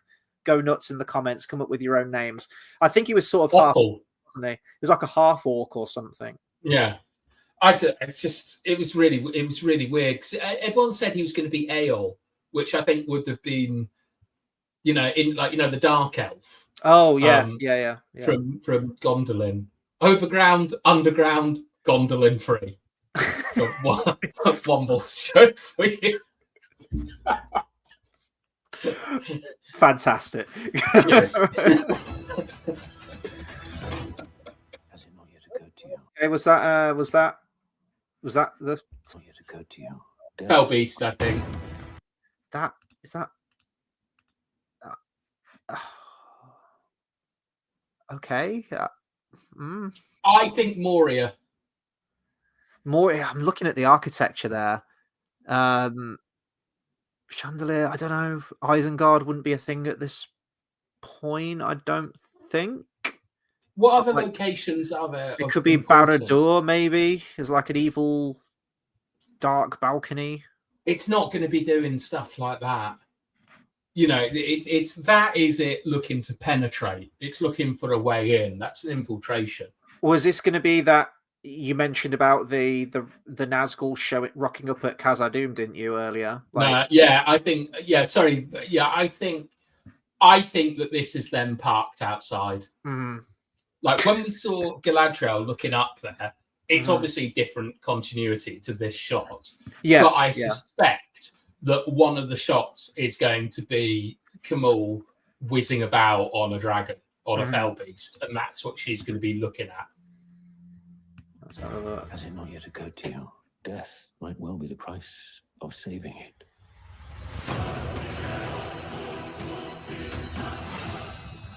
Okay, that was just a Celeborn and Galadriel frolicking, wasn't it? Oh no, that's not Celeborn there, is it? No, the hair, it's darker hair. Yeah, who's that? Is that Isildur? Yeah, I'm trying to see who that is. Oh no, we're not going to get more slow-mo, awkward, gurning, morphid I hope so. Horse riding faces. I hope we get low opacity Elrond again. Yes, yeah. Well, okay, hang on. So we're getting on to Celeborn with the slow-mo dagger falling, apparently, as well. Yeah, he's in some kind of jail cell here by the looks of it. He's all bedraggled and looking a little bit worse for wear. Is in some kind of dungeons somewhere she finds him. If that's real. Is she going to mention to him, by the way, since you've been gone, She kissed Elrond. I've been trying to get it on with sexy Sauron in season 1. Did she kiss Elrond in season 2? Yeah, they were necking off, in season 2. Hell. Her son-in-law. What are we going to... Oh, please don't say... Oh, if they set up some kind of like fucking love triangle, that's going to be really awkward. with the orc. Yeah, throw them into the mix. Why not? But Galadriel, like, why is this woman not married? Why is she not with child? We need Celebrian.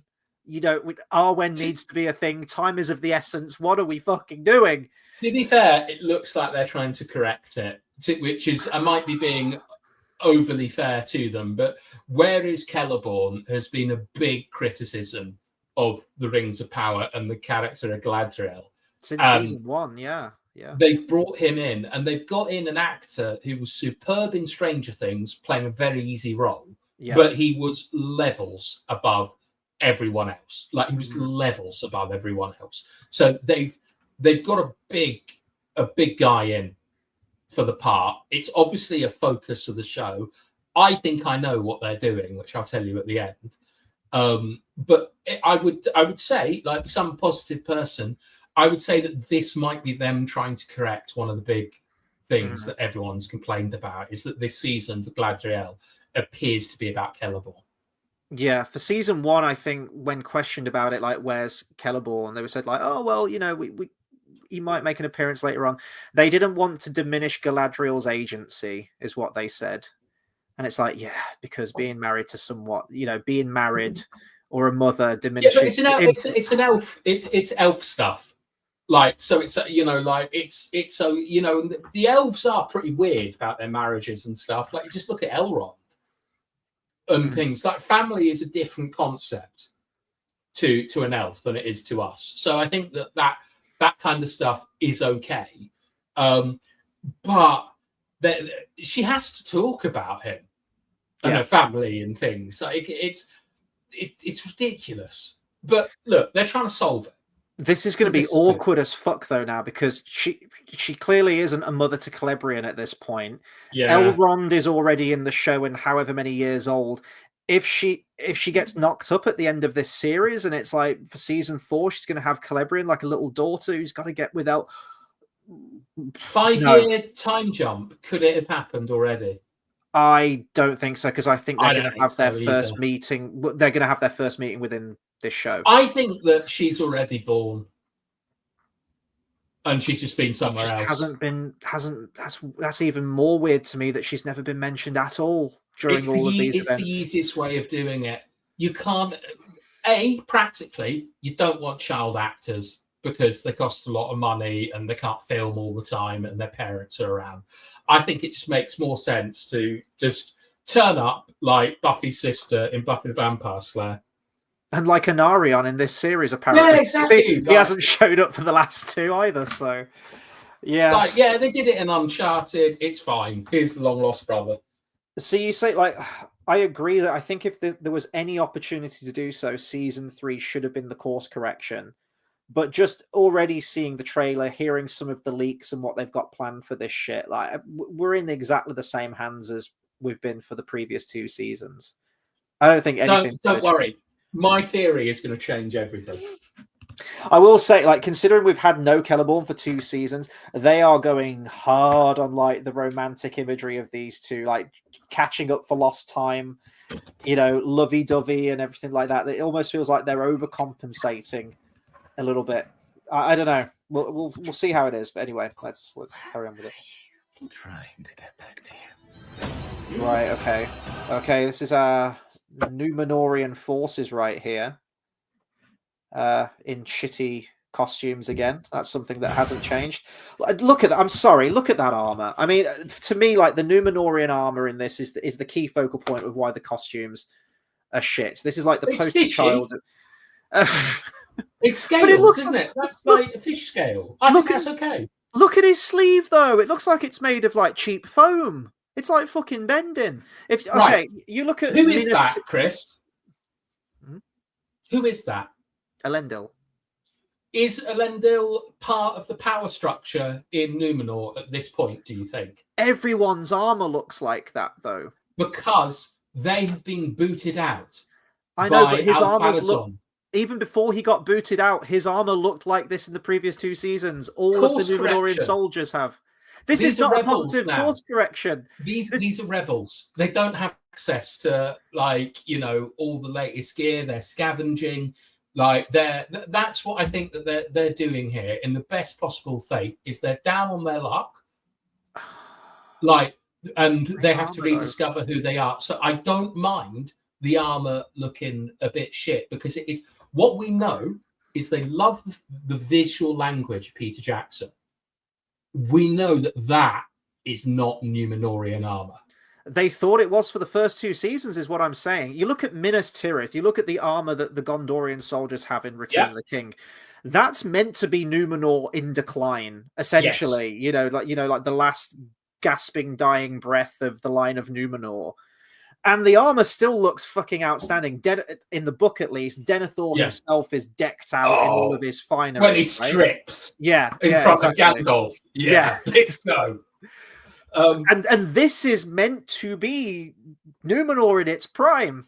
So we should have the most lavish, ornate, Mediterranean-inspired... I think Tolkien drew a picture of the crown of Numenor, I think, which was, as you mentioned, like this very elaborate Egyptian-style headdress kind of thing. Even our Pharazôn, if you're talking about, he's, has asserted himself as the ultimate power, his armor doesn't look that spectacular either. None of the armor does. None of the costuming. I don't mind this, because if you think where they are in the story, this is the low point. They're not Numenorians anymore. They're elf friends, and they're going to have to build themselves back up into something. Because this isn't. I don't think this is a battle. Like, I think they would have to have a shield wall. They'd have to be closer together. All that kind of stuff. These are people that have escaped the purges of Al-Pharazôn and are asking where to go, and they're probably going off to Theon and his kingdom in Pelegrin. I mean, that's I feel like we're jumping the gun with this story as well, because the initial sailing away from Numenor happens pretty much when it gets sank, right? Just right before. Well, what I think is going to happen, not based on anything I've seen or read, is that these are going to be the Rohirrim of our story. And when they go and capture Sauron, Elendil is going to be the cavalry that charges in with the forgotten men of Numenor to save the day. And I think that it makes a lot of sense to me. Mm-hmm. Because it's copying the film. Yeah. So final episode of this, episode 8, we're predicting Sauron is apprehended from the gates of Mordor. Has to be. Season 3 is him building power. Season 4, him in Numenor. Season 5 is, elves and men. Yeah. That's all they can really do. So he's got to be captured at the end of this. And I think, Al-Pharazôn will launch an army. And the army will get fucked up, and it will be Elendil who saves the day and gets invited back. I am curious, once all 5 seasons are said and done, if any kind of supercut can be done of all 5 seasons and get it anyway halfway close to being faithful to the source material. There's some good stuff in there. It's just very, very fleeting. Like, think about Jorin. Like, Durin the Third, the second Durin the Third, who are coexisting at the same time as each other, which defeats the entire purpose of what Durin's meant to be. I love it where he John Cena's into the Balrog. That's quality. It's so dumb. Like this, and then they're still in Khazad-dûm. Like the Balrog's in this room wreaking havoc, and it's just like, oh yeah, no, we're still here. The king's just been killed. The Balrog's in the other room, but we're not panicking. I like the singing to the rocks as well that Disa did. I thought that I think the dwarfs have actually been quite good in the Rings of Power. I think Elrond's been okay. Gil-galad has been a massive disappointment. Yeah, I've got to be honest. And I notice he's not in the trailer. That's a good point. And he should be. He's he's king of everything, essentially, king of all the elves. But... Well, I mean, if you're focusing on like Rivendell, maybe not. Maybe it's a new kingdom growing. Maybe we'll get a bit of the Noldor. Maybe some stuff about Feanor, and Celebrimbor, or like dealing with what happened with Celebrimbor. I'm so disappointed that they're not going to be using him as a banner, which is one of my favourite bits in the Silmarillion. And Mr. Mouse, he needs to come back. Mr. Mouse, he's key to the plot. Man. He's key to the plot. Right, let's carry on this thing then. We're about halfway through it. Okay, so we got Pilgrimage of the Dwarves here. I think they've been booted out. Durin Disa, and then that's not their children, is it? Do you remember that they have like 2 young dwarven children? Yes, they who do. kind of wear helmets and we never see them. It's almost like they're the specters of like deceased ghostly children in the background, and it gets really creepy and weird because they're either never mentioned or they show up, but we don't see them all that much. They don't really interact all that much. They're literally just there to show that Elrond hasn't been present in Durin's life despite being best friends. That's literally what their point is.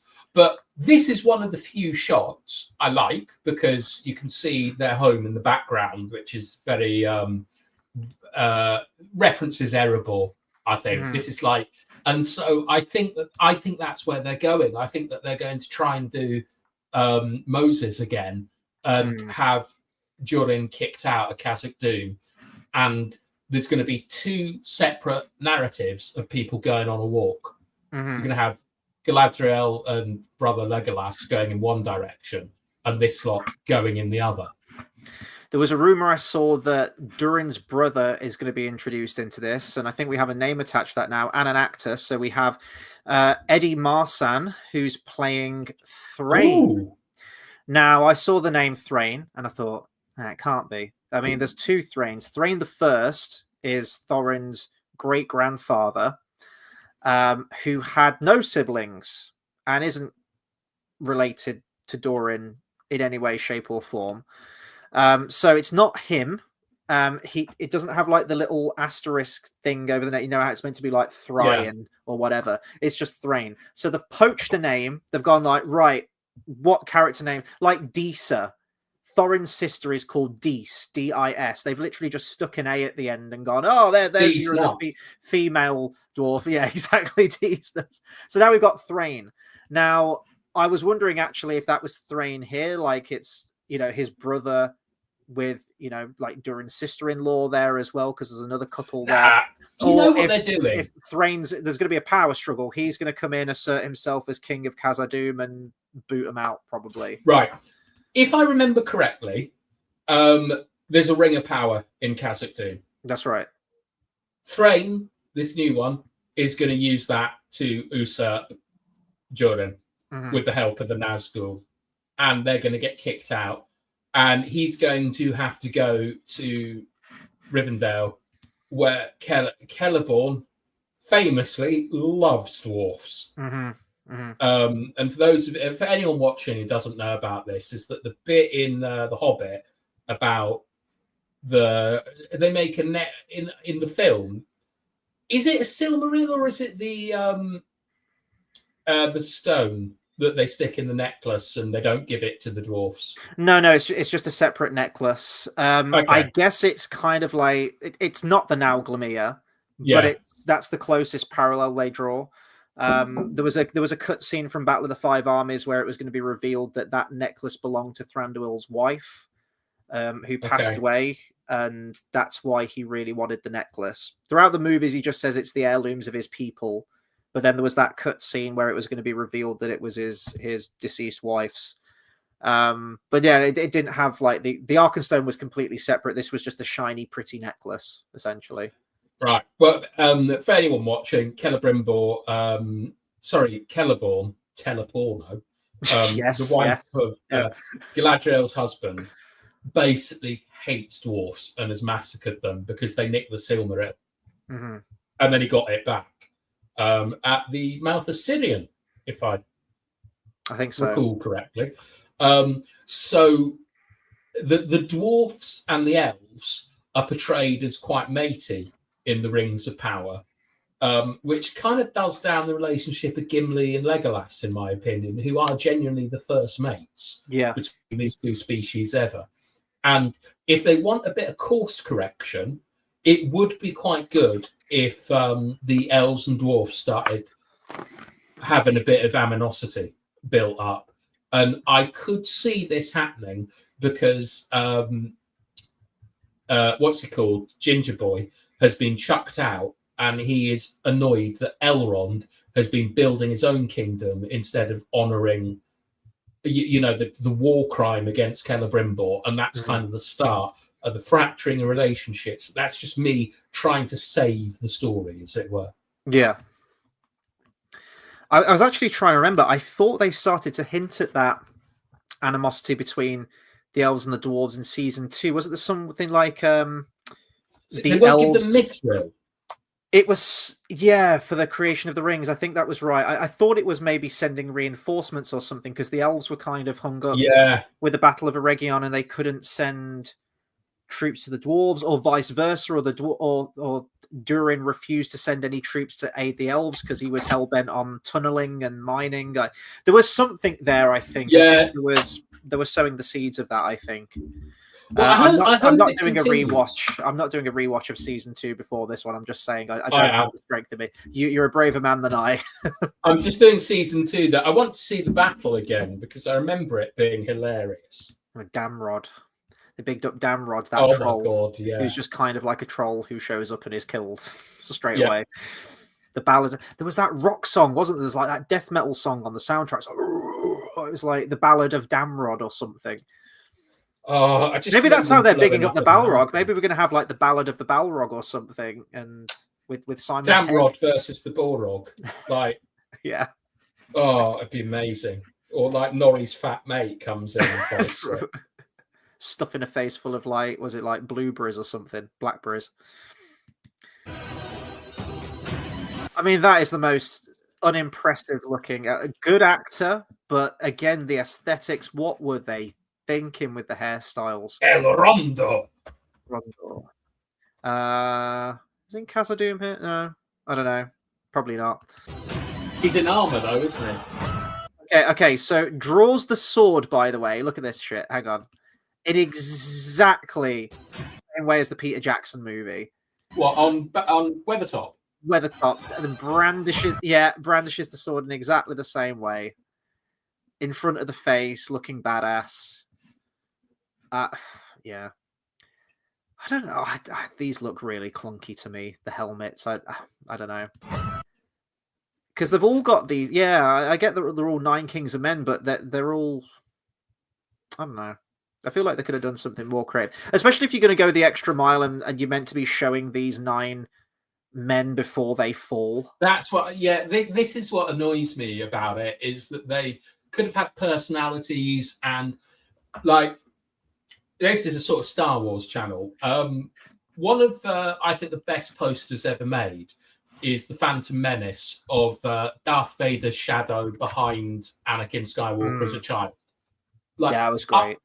I think that's kind of what they should be doing with the Nazgul, is that they should be men, they should be reasonable, they should be charismatic and a bit powerful and stuff, like a bit like Macbeth in some ways. Mm-hmm.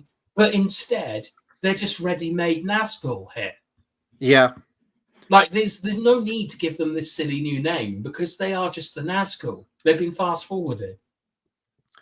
And say what you want about the sorry, I'm just trying to get this. Oh god, it won't let me bring up the image. I'll just explain. I was trying to bring up a graphic, but you know when you save an image off Google and it's actually like a different extension and it doesn't register as like a fucking JPEG, really pisses me off. Anyway, the Hobbit movies tried to give them a little bit more identity. It's really, really schizophrenic though, because in the first Hobbit movie, because they didn't have a plan for any of this shit, we have the scene of Radagast going into Dol Guldur, and then the sort of like white wraith spectral form of the Witch King emerges from a statue of a ring wraith and fights him, but then they do away with that design because it was weird. And then when we get to the third movie, when the ring wraiths show up, they're all completely different designs, but they've all got like unique armor designs. Say what you want about the CGI on them and the way they move. It didn't look that great. They probably didn't have much time with it because they were rushed. They're quite. I thought it was wicked moving, but you look at them and from the armor alone, like it's especially Camul the Easterling. He's got like these almost like Balrog horns and like the spiky, like golden Easterling armor that we see them wear. So you look at them and go, that's an Easterling based on the weaponry, based on the armor. You can tell which ones are more sort of Númenórean from everything, and you can almost kind of pinpoint which province they come from based on the outfits. Something like that would have been cool, I think. Yeah, because like obviously Lord of the Rings has this sort of theme of like decline and Yes, diminishing returns, and it would be really cool if like 9 badasses are walking in here, like in different armor and things like that, and then when you see them in Fellowship, they're ghouls that have been reduced to slaves, and that is much more cool than let's just dress them up as the Nazgul and get them to go and fight a dwarf. Yeah. And so I think, so based on this shot and the one we saw of them outside what I think looks a lot like Erebor, but is obviously Khazad-dûm, I think that they're going to get usurped and chucked out. This is the image. Sorry, I was just bringing this up. They're kind of opaque, with the opacity on them here from the scene, but you can kind of make it out there. The different armor designs. Cool. Camel the Easterling right there with like the horns, 3 in from the left. I think there's one that's from like Harad as well. I think the Haradrim, is it that one sort of to the right of the Witch King in the middle? He's sort of got like the hood on. Yeah. Like the mascot. I don't know. Looks like a plague doctor. Yeah, exactly. Yeah. I mean, again, like they didn't have to do that, and it doesn't really match with their designs from the Lord of the Rings films, I grant that, but I quite like that. There's some unique quality to them there, and they're whizzing about the screen at lightning fast motion. You're not even going to be able to make out all of these designs, but it was so cool. I know the Hobbit is shit and stuff, but that scene where it just goes completely mental, and it's like it's just a different reality. They're sort of like, it's like a computer game or something. It's just suddenly started up. 9 Dark Souls bosses just show up, isn't it? And I've been playing Dark Souls today. Oh, have you? Yeah. The lore is shit. Don't let anyone tell you it's good. It's bollocks. And in Elden Ring, they actually have the Nazgul. Oh, do they? Have you played Elden Ring? No, never. I don't have the patience for those games. I played a bit of Dark Souls once, and constantly dying kept pissing me off. Like, some people get like, right, I'm gonna refine my technique, I'm gonna learn the movement pattern. I don't have that patience. If I die like 5 times in a row, I'm like, right, shut the damn thing off. People make too much. It's a game and it's got rules. It's not that difficult. Like, yeah, do you know what I mean? It's like people make it out. It's like doing a 10K run or something. It's just a bloody game. Push buttons. But anyway, there are characters in Elden Ring that are based on the Nazgul that are quite cool. But the best bits in The Hobbit were just the shit Peter Jackson made up for me, and like the White Council fighting is so ridiculous. It's like the Avengers. It's absolutely brilliant. Here comes Saruman, Lady Galadriel. And Elrond's really cringy, like 80s movie one-liner where he squares up to the ring race like, "You should have stayed dead." I'm like, oh, that's not a good Anderson. one. Yeah. Mr. Sauron. Like, it would have been really cool if he'd called him Myron. Yeah. He calls Neo Mr. Anderson now. Mr. Myron. Or but I loved all that bollocks. Because the Hobbit is a kid's story. So the stuff in like Goblin Town, I think is actually quite in line with the Hobbit. Where the bridge is falling and it's all very childish. But I really liked it where just out of nowhere he turns it up to 10 and puts in like supernatural battles and stuff. It's wild. I can't wait to see what he does with the Silmarillion. Oh God, I know. We've got a 4-hour video on the channel actually talking about how we do it. So if you're curious, go watch that. Right, let's get back to this then. So Ring Wraiths rocking up to Moria. There are no friends of Mordor here. Oh, Wonder Woman. It is. I didn't notice. What's going on? Extraordinary. What's going on with her eyes? Like, since season 1, she's got like the Sith eyes, like the Palpatine eyes. I think they gave her contact lenses of gold, probably to match her accessories. Right. Basically. I'm not trying to be unkind here, but because she is a darker skinned lady, and they are underground with poor light source. I imagine they found it actually surprisingly difficult to light her.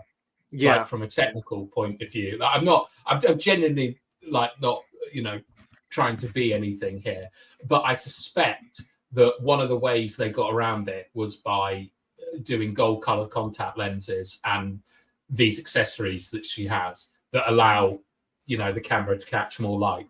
Mm-hmm. Now she looks like she's almost being persecuted here. Is this where they're going to be kicked out of? No, she's going to be mouthy here. Yeah. Yeah, she was giving me Lady Macbeth vibes in season 2, actually, where she was kind of like.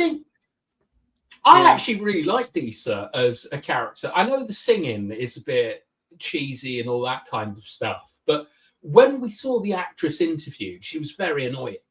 Yes. But she's done a really, really good job, I feel, as her character. I think that when you look at the female leads in The Rings of Power, I think she's by far the best. She's the most interesting, the most developed, like Bronwyn or whatever she was called. You can't tell me anything about her. You can't tell me anything about Hermione. Galadriel is someone who's completely different. I can't think of any other female characters, but Disa, good relationship with her husband, quite is his kind of conscience.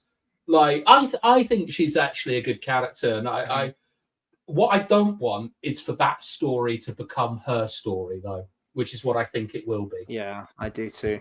Yeah, no, she was giving me sort of, as I mentioned, like Lady Macbeth vibes, like where she was like, "Oh, you could take the ring, and you could be the Lord of Moria, and don't follow in your father's footsteps. Be your own man and everything." So I feel like they could have pursued that a little bit more, and they could have, like a Macbeth story, like the fallen king. He becomes the new king.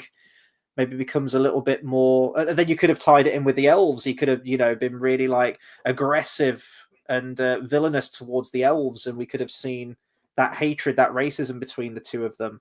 Yeah, but it'd be interesting to see what they do, because they've always talked about how the elves are harshly done in the films, which the dwarves, which I kind of agree with. Like Gimli is a very noble, gentle soul. And man, does he love them glittering caves. Yes. But I think the issue with the dwarves is something that has plagued the whole series, is that they're not very good at politics, the writers. And having a villain now in Sauron with agents, as in the Nazgul, that can go and be villains, they might actually be able to make things a little bit more interesting. Mm-hmm. Because previously, I mean, you look at the Two Towers, for example, is very much politics. The books, it's about how the societies of Middle Earth work. You look at things like Game of Thrones. The best bits aren't the magic; it's the politics and the court work and stuff. The problem with Rings of Power is they've never been able. Everyone has been mates with each other all the time. Like Eragon is friendly with Khazad-dûm and stuff like that. And they had Brother Legolas not liking humans at the start because they they joined up with Melkor, but it never went anywhere. And so now a little bit more agency, maybe they can do something interesting. I mean, I appreciate you're holding out hope for this. You think this is going to be like the big course correction, the time jump? I think it's just going to be more of the same. I think it's going to be better. It'll still be shit, but I think it'll be better. Well, we've only got a few months to find out. They lost me at Orc Companion. I'm sorry. That might be the straw that breaks the camel's back for me with this one. Oh, wait till you hear my Celeborn. I know. I'm curious to hear about your theory. We've almost got the trailer done. Let's more horse. Who was that actually? Oh, hang on. We'll come back to that in a minute. That's why do we have Mumakil in it? Gandalf and Saruman in Harad. Yeah. This is. I'm trying to see who this is. Beardy guy on the left. Elendil? Potentially, yeah. And that is that his daughter on Hermione? Yeah, maybe. Hermione. Yeah. Wonder Woman. Oh yeah. We got Oliphant. Gandalf exploring what the fucking tombs of the Nazgul again or something. Like, I don't know. Come with me. Oh, okay. That's the shot that I saw, and I was like, that's got to be the thumbnail. We'll come back onto that in a minute. Come with me. What? Yeah, you mentioned like the Gollum thing. Actually, I didn't even entertain that idea, and I think you're absolutely 100% right. They're just trying to ape off that story. We haven't got the hobbits in this anymore with female Frodo and female Sam. So, what's the logical extension of that? You have this, and you're going to have, Galadriel is going to be like the Frodo character who's very probably accepting of this orc, and then you've got disapproving Sam or, brother Legolas over look, there. It actually narratively, it kind of works this because there's going to be tension between all three of them. I agree, but this can't happen. It like orcs becoming pally with elves and good orcs or whatever. Everyone hates Galadriel's character. Yes. Right? If you're course correcting, you've got to give her a reason to become more like the Galadriel we know. This is going to be their attempt at it. Galadriel becoming pally and going on a road trip with an orc, though? No? I'll tell you what I think this is all about after we finish the trailer. Okay. It's part of my grand unifying theory. I don't think they're going to go as deep as, you're just one of us because you were once an elf and we're so alike. No, not that. Different. I think I know what it is. We've got a comment saying it's so cool. It's so cool though that we are getting Rings of Power this year and The Hunt for Gollum next year. Yeah, then we've got the Stephen Colbert movie after that, haven't we? And then potentially Silmarillion movies. Just until we're dead, we're going to be getting Tolkien movies for better or worse. I hope Hunt for Gollum's good, but I'm really not holding my breath, to be honest. I think it'll be all right. But... I like Anna Taylor-Joy. I think that's really good casting. I feel like we're just going to get another fucking Tariel, though. Randomly created character. Like, just... If you were going to add, like, a female character in there, I feel like she should have been Arwen. You've recast Aragorn. Aragorn does all of these things on his own in the book, apprehends Gollum, brings him to the woodland realm. It's this like he travels almost like the entire map of Middle Earth in about like 90 days, covers or however many days it is, covering miles and miles and miles with Gollum in tow. As a movie, I don't think you can really just have Aragorn walking around with Gollum in a sack. I don't, you can't really have engaging scenes with that. And which female elf character could you have alongside him, which would flesh out their relationship and their past excursions together? You have Arwen. I feel like you could have done that. No, you have Anna Taylor-Joy. Seren. Seren's her name. A temptation that makes him realise that Arwen is the one for me, and then she dies. We did that with a little bit with Eowyn in Two Towers and a portion of Return of the King. She's a human, though. It's a different type of temptation. Oh, God. What are we? Oh. That's what it will be. She's going to teach him how to love, and we'll get nice bits of Beren and Luthien stories in there. Teach him how to love. He already loves Arwen. He loved it since the day he laid eyes on her. But he doesn't know how to express it. What you have to remember, Chris, is what you're really going to struggle with is that the Aragorn at the start of the Hunt for Gollum is going to be a dickhead. And he's going to be nothing like the Aragorn that we see in the films. And that's what they're going to have to turn him into. Yeah. And so you need a character and alongside still the Aragorn that denies the call. He is Strider. He doesn't want to be. Yeah, he's Strider. And to be fair to Viggo Mortensen, his Strider is fucking brilliant in the first. He's such a twat and menacing. I prefer him as Strider rather than his kingly persona. Yeah, Return of the King. I think he's better suited to that more rough and ready, rugged, stridery persona. There's no moment where they're passing through the Argonath, and I think the book says Aragorn stood erect, probably quite literally as well. He's just brandishing Cock his out. sword. Yeah, exactly. You know, just peak masculinity. Well, he's like he's shouting at Endil and stuff when he's like going into battle and Yeah. things like that. But in like he's also it's very interesting that like Aragorn is one of the best depictions of a different type of masculinity that you see in films, where he is a real person, and because of that he fights with honor and it means more and stuff. And that basically they're going to take him as the ranger and make him into the king. They're basically doing the same film again, in my opinion. And it'll be interesting to see if it works or not, because Jamie Dornan is no Viggo Mortensen. It's going to be really awkward because, like, with The Hobbit, you took this very, very short book that has a beginning, middle, and end. You split it into 3 and had to artificially create 3 beginning, middle, and ends for that one story. It was, you know, with the breaking it into a trilogy rather than 2 films or even just 1 film. You're now having to do that with not even a book. A short little, well, I say a short, I know it takes up 17 years, but even in the book, it's just kind of breezed over as well, isn't it? It's just, 17 years later, Gandalf came back. I know a lot happens, but you're taking that short portion of history and now you're having to create these character arcs for people, 3-act structures and everything of something that really doesn't have that. It's a small part of a bigger whole.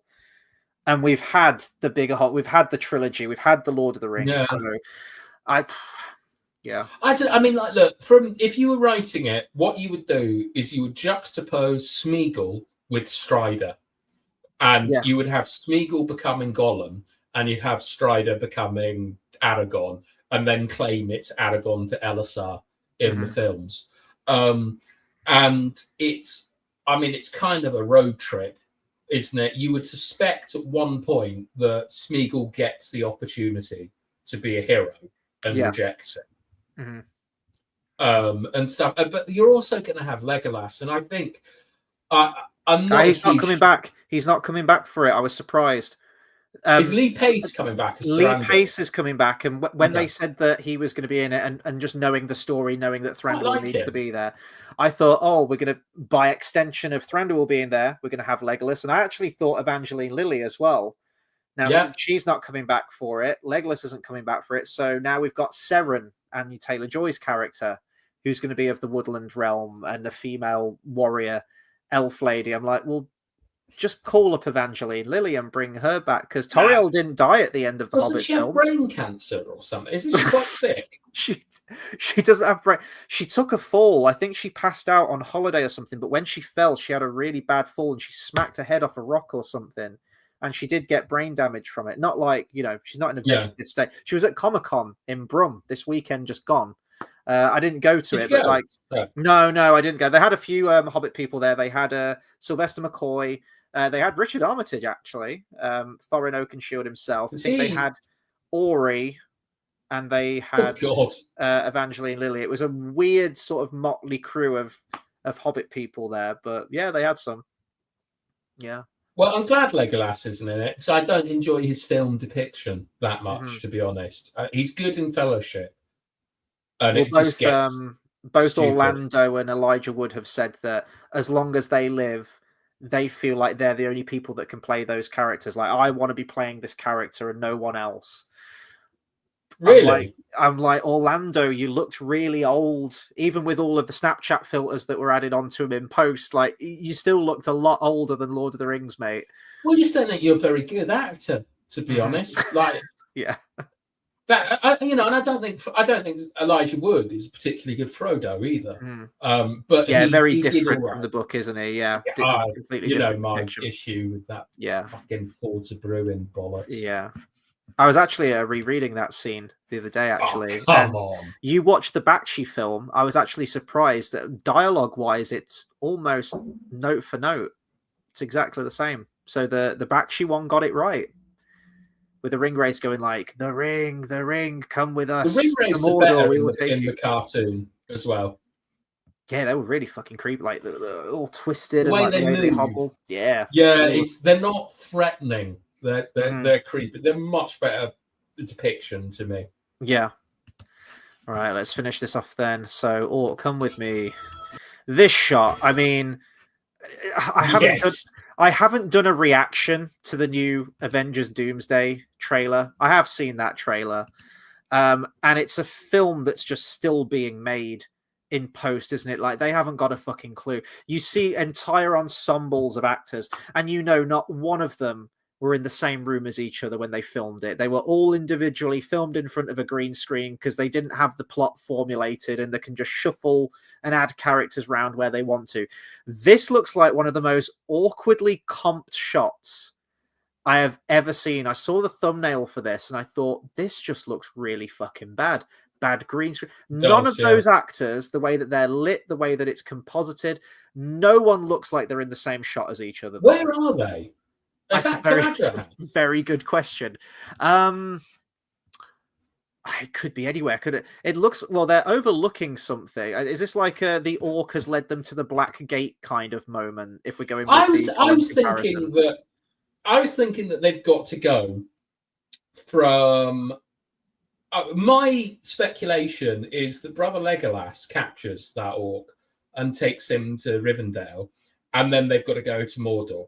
And that this is them over the pass to Caladras or something. Maybe. It's mountains, isn't it? It's so not, you think that's Mordor? Well, no, I don't think it's Mordor. I mean, just because there's like snowy, snow capped on a mountain, I don't want to just go, oh, well, that's Caladras, because there's probably a lot of other snow-capped mountains within Middle Earth itself. I don't know. It's got to be Caladras. Could they be approaching Moria here, perhaps? That is Caladras, isn't it? Yeah, and then the path leads down eventually to Moria. Like, are they overlooking the mines of Moria here, perhaps, or seeing the Nazgul flying about? Maybe potentially. You got the hero pose there from Galadriel again, looking, side on, badass. Interestingly, you always put heroes on the right. Of the screen, so Brother Legolas here being portrayed as a villain and the orc being portrayed as a hero. Is it angel and devil on the shoulder kind of? Very nice. Yeah. Iconography, maybe, potentially. Yeah, it's just, I don't know. That shot just looks bloody terrible. Ugh. Oh, hang on. Okay, let me try and I've got to time this. Oh, fucking hell! This is going to be a nightmare, isn't it? Could I? Oh, it's like a. Well, you know where it is. Yay! There we go. Is that Barad? No, that's not Barad-dûr, because that's Gorodrim, isn't it? Is that the three piece? I don't know. That's like towers up there, isn't it? Is this the prison where Celeborn's kept or something? I don't know. I don't think that's Thangorodrim. Where else could it be? There's three towers at the top of it, but Thangorodrim was like three peaks, wasn't it? It was like three, like a mountain range of three. There's like a stone gate at the bottom there. It wouldn't be the Black Gate of Mordor. I mean, nothing. No. This looks like more. So this. It also looks a little bit like a wave, doesn't it? That would take out Numenor.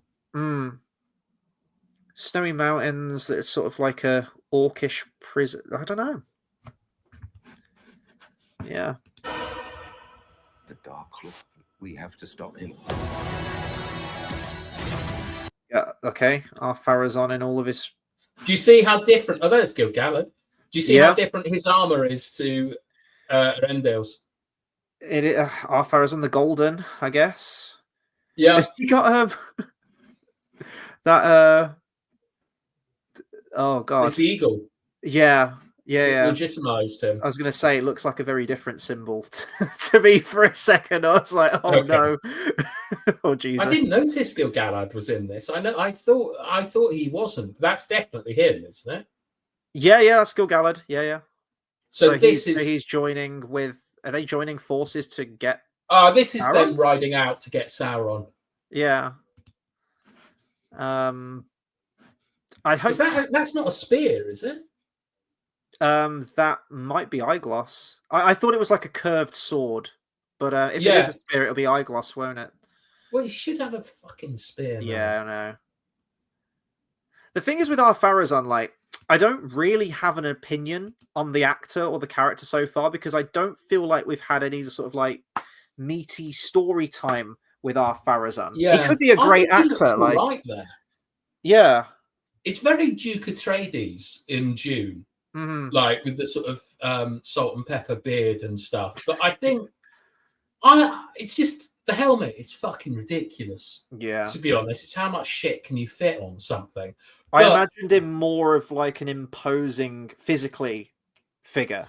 I think it's quite good characterization because it's ornate without being practical. Which Yeah, is he's basically overcompensating, isn't he? Yeah, that's his character. yeah.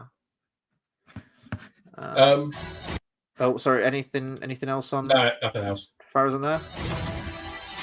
Yay! Galadriel being awesome. I don't like that shot.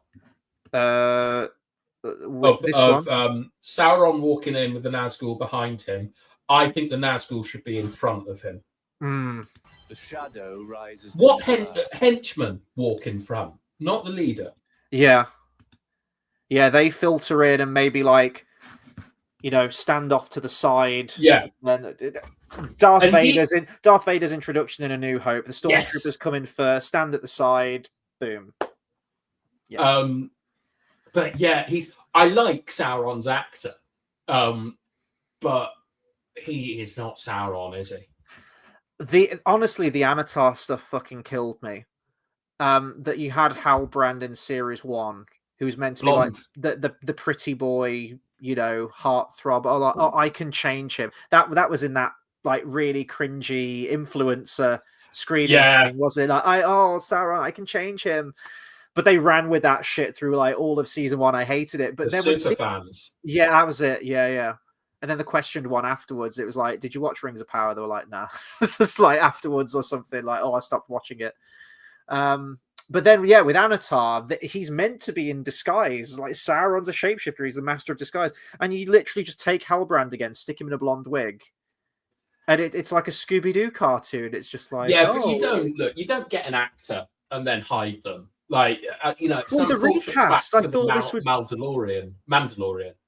I mean, we see like a shape-shifted Sauron at the beginning of season 2. Now that's a flashback before he was Halbrand, but we have a different actor. It's very interesting. That actor is a big actor. That was Jack Lowden, who is the main character in Slow Horses, and I think he's heavily rumored to be James Bond.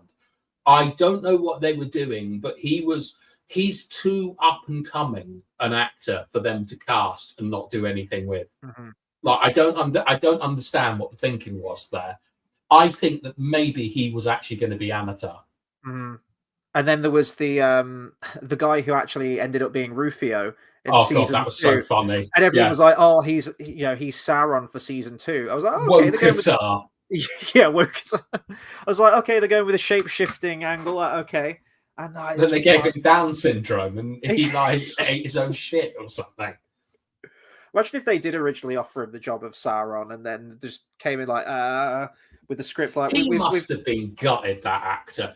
When he looked on Twitter and everyone is going, I can't believe that they've cast this guy as Anatar, and he's like, oh, for fuck's sake. Yeah. Like, I've got to knob the fat one and pick my own nose and fall out. Oh, Jesus. It was dreadful. It was really... That was one of the lowest points, I think, of season 2 for me. And there were a lot of them, but... Yeah. Shadow rises the Middle Earth. We got a kid on the shipwright with his beard again. The beard's back. Nice. Only elf with a beard, lads. The one positive that I had was the first episode in season 2 where we have kid on the shipwright with beard, and then the very next scene he fucking goes clean shaven. I was like, no, Rings of Power, you were doing one thing correct. Does he have Narya in the show? That is a very good question. I actually don't remember. He should do, I believe, because he's got to be in. He needs to be in this series simply for that fact. Him, Gil-galad, and Galadriel. It might be. It would be before the Last Alliance, wouldn't it? I would expect. I don't know, because I know he's the. I know he's part of fucking Gil-galad's army, isn't it? Probably, yeah. I think he's the only elf who, for a time, was in possession of 2 of the Elven Rings of Power, wasn't he? Because then he gives one to Gandalf when Gandalf rocks up. Yeah. Well, that's one of the stories of the Astari. They could, well, they've already gone in a different direction with it. So shit, I don't know. Gandalf arrived via meteorite in this series. I forgot about that. Remember that? Oh, and the thing that annoys me is that I always wondered if they were going to have different timelines in Rings of Power. But that meteorite, everyone was seen watching it, so it killed that theory. Yeah. It killed that theory dead. So I thought it would have been so cool if Sauron had been all these different characters all along in every different timeline, and that was the reveal that everyone was Sauron. Mm-hmm. But no. You know, in the book, there's something so nice and poetic and bookended about the Astari showing up via ship to the lands of Middle-earth. And so yeah, if we're going to bookend it now, does Gandalf just like fart his way into the sky into like a shooting star or something, go back into space? Well, you know, Arendelle. Oh yeah. Or can we We've change it? seen him in the show. Like, I'm pretty sure Elrond looked up and went, "That's my dad," and they showed the star. Yeah, they did mention that, didn't they? Yeah. Yeah. So more Círdan the shipwright. I'm down for that. I want to see more Círdan. Got completely shafted in the movies. I completely get it. You know, you got character bloat. Doesn't really do much in the books, but he is there. He's meant to be a prominent member of the White Council, actually. Again, I can understand probably why they dropped him for the... I think the official ones that are named, there's Saruman, Gandalf, Galadriel, Elrond, and Círdan. They're like the main five that are mentioned. Not in it. But then they mentioned that the council was also made up of other lords of the Eldar, and then people just speculate. It's like, well, if Galadriel's there, Celeborn's probably there. Radagast, I don't think he would be, because he's concerned himself with the birds and beasts of the land. He doesn't really give a shit about everything else. Maybe Glorfindel, maybe. I don't know. He's sort of like ratatouilleing about. Let's have a look at this then. Oh, hang on. That went off very, very quickly. That is that an eagle or is that a fell beast? That is an eagle. That's an eagle fighting a fell beast, I would imagine. It looks like it's flying up to that like evil fortress peak thing that we saw in the other shot in like the rain and the thunder. Do we get a... I don't know. It looked like... I don't know. That part kind of looks evil in the distance. I don't know. Yeah. I'm just getting that vibe. Anyway. Is that going to be Galadriel and... Brother Legolas? Well, that's Mordor right there in the background, isn't it? Yeah. It would be early. That'll be the early show. I wonder if that is the orc escaping from Mordor. Maybe. I'm just thinking of like the visual signifier here. You got like white horse and black horse. Are they like a Nazgul chasing a hero? Good and evil. But it could be Galadriel on the white horse and like the orc. or Brother Legolas on the black. Oh, sorry. Yeah. I don't know. There's something there. Especially if they're making their way to Mordor for some reason. Why would if their destination is Mordor though? To what end? To what god? Like, she just want to meet with Sauron? Like, no. I want to say one goodbye to my. I'll tell you when the trailer's finished what my theory is, and you'll like it. Geez. Okay. You like it? It's good. We got another. This is stupid. Yeah, it's just again the way it's shot. It's very flat, just non-threatening. I think it's the fact that it's daytime as well. I'm not saying that the Ringwraiths can't ride around in daytime because we get that in the Fords of Bruinen. No depth in the composition. Exactly. Either. Yeah. Like no. I wouldn't suggest a Dutch angle for this, but the camera should be lower to make it more imposing. It looks like the Black Knight, doesn't it? Just I'll bite your legs off kind of vibes. Would you like to rise with it? Was that was Galadriel there running, wasn't it? Or was it a kid? I can't actually tell. It's Galadriel, I think. Yeah, that's Galadriel, is it? Yeah, surely. Is this Celebrimbor's hammer? Yes. Season? Yeah. Which is it Feanor's hammer? Feanor's, yeah. Yeah, okay. Feanor. So are we? Oh yeah, that's that. Yeah, so he's using that to create the One Ring. That shot I've seen on a still. Decent. It looks fucking dangerous. Like all the orcs, like holy shit! Like why are we here? Well, I hope he's sacrificing them. To be honest.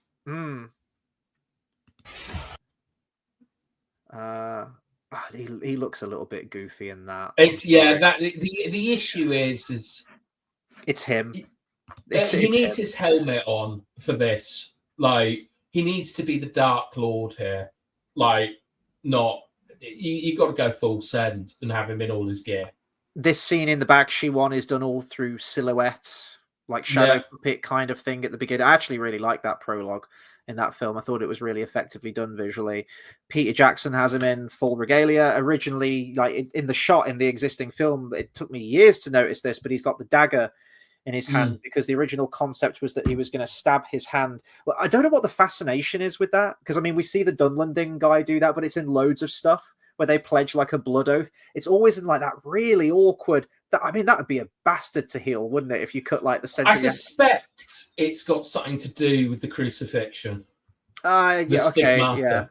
Yeah. Like, and that might have come from something else, but I suspect it might have to do with that.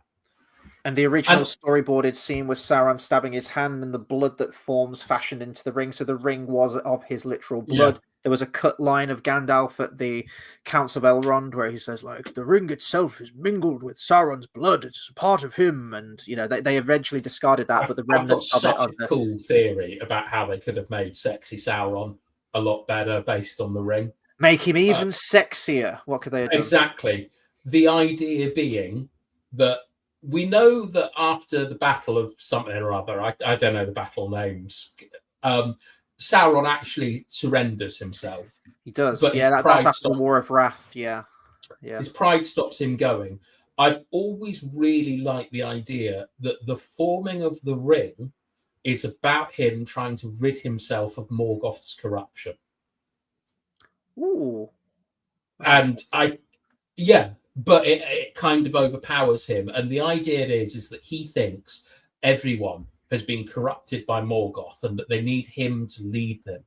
And that's kind of the route he goes. That's kind of the route that he goes down.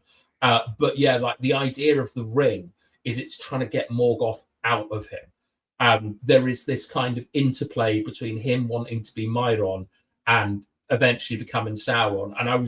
And I know that this doesn't actually line up with the lore and things like that and stuff. But if you want to do sexy Sauron, I think that's a really cool place to take it. But I've always liked that theory that Sauron is trying to cleanse himself with the ring, because he says he poured all his malice and his anger and all that into it, and that is what Morgoth put into him. I was just finding the paragraph there you mentioned. It's the second paragraph of the Rings of Power in the Third Age. It says, when Thangorodrim was broken and Morgoth overthrown, Sauron put on his fair hue again and did... So he goes to Eonwë, essentially, and abjured all of his evil deeds, and some hold that this was not at first falsely done, but that Sauron in true repented, if only out of fear, being dismayed by the fall of Morgoth and the great wrath of the Lords of the West. But then that didn't go to plan, did it? And then it just became evil. But I actually really like that theory. I've never even... I think it's cool, isn't it? It's because it's so influenced by Paradise Lost, which is... at the beginning of Paradise Lost is that Lucifer, who is known for being proper sexy in Paradise Lost, like the sexy devil comes from the fact that Lucifer was really good looking in the book, like canonically. And his job was to direct the praise towards God. And he gets really pissed off. It's not him, not God. So he leads a rebellion. And he gives this stirring speech in Pandemonium, which is his capital in hell. That's very famously, it's better to rule in hell than serve in heaven and things. And I've always thought that, I know that Tolkien doesn't like Dante that much and the Divine Comedy, but to be Tolkien, and he might even have known Paradise Lost by heart, but there's so much. I mean, like in Paradise Lost, the devil flies to the sun through space, and sin and death, his children, build a bridge across the cosmos to Earth and things. It's absolutely wild, that poem. Mm-hmm. But the idea of this really charismatic guy who at the start is correct and then descends, like a tragedy, like Macbeth or something, his ambition, his pride, his faults get the best of him.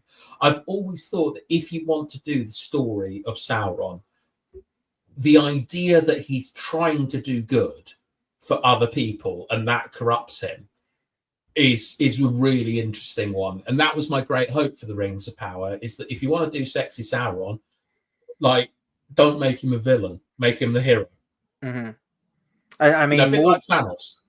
Yeah, I mean, Morgoth's ring itself is the evil imbued into the world, like the very DNA of the world since its creation, because of Melkor's influence. That's his his greatest legacy. Marring of Arda. Exactly, and then Sauron creating his ring, after the chaos that was the War of Wrath and Thangorodrim and everything, the world's in complete disarray. Him rising up saying, actually, I'm gonna create a sense of order in all of this chaos, but it's gonna be my order. And because I know best. Yes. And that never ends, does it, in the history of mankind? So yeah. I've always really liked my theory. It's fascinating. That part of it is him trying to cleanse himself of Morgoth. But now we've got a Halbrand in a derpy looking helmet, unfortunately. With fucking Feanor's hammer. I mean, Jesus Christ. Yeah, I know. Also, Feanor, the greatest smith of all time, the hammer itself, a little bit underwhelming as a design. It's not just, I know they're reusing a prop, and I suspect that someone in marketing has said, we need to sell Chris some sterling cutlery or whatever it is. So, let's get this hammer, limited edition. But it's a callback to Celebrimbor. And I did wonder if Celebrimbor might be in this series as a wraith or something like that, someone who, because Sauron is so secretive and plotting, how is he going to reveal his plans to the audience? Mm-hmm. A prisoner? Well, he needs there's orcs, but that only takes you so far. Mr. Mouse, let's bring Mr. Mouse back. So do you think he's going to have spectral visions of Celebrimbor showing up again? I wouldn't mind it, but the thing is that they don't touch Melkor in this adaptation. And I think that's always the interesting thing about Sauron, is does he think Melkor's does he think that by making himself weaker, pouring his power away, that he was a poor leader, and what does he think of him and stuff? And it would be interesting to have Celebrimbor there, who could be a parallel for Myron, the original Sauron, who was corrupted the same way. But once again, the most interesting stuff they're not going to do. But I think I know what they're doing with Celeborn and Sauron. I was just having a look at the cast list here. I don't know if this is just like a uniform cast they've got across, or if it's episode specific. I'm just on IMDb, seeing who the cast was in episode 1. Because Simon Pegg's credited as the Balrog in the first episode of season 3. So, do the other dwarves rock up and sort of repel the Balrog into the depths or something? I don't know. I was going to try and see if Celeborn shows up, if the actor was coming back, but I didn't see him on the official cast list on Wikipedia. Celebrimbor, sorry. Yeah. Right, let's continue on then. Nearly finished. First watch. Nearly finished.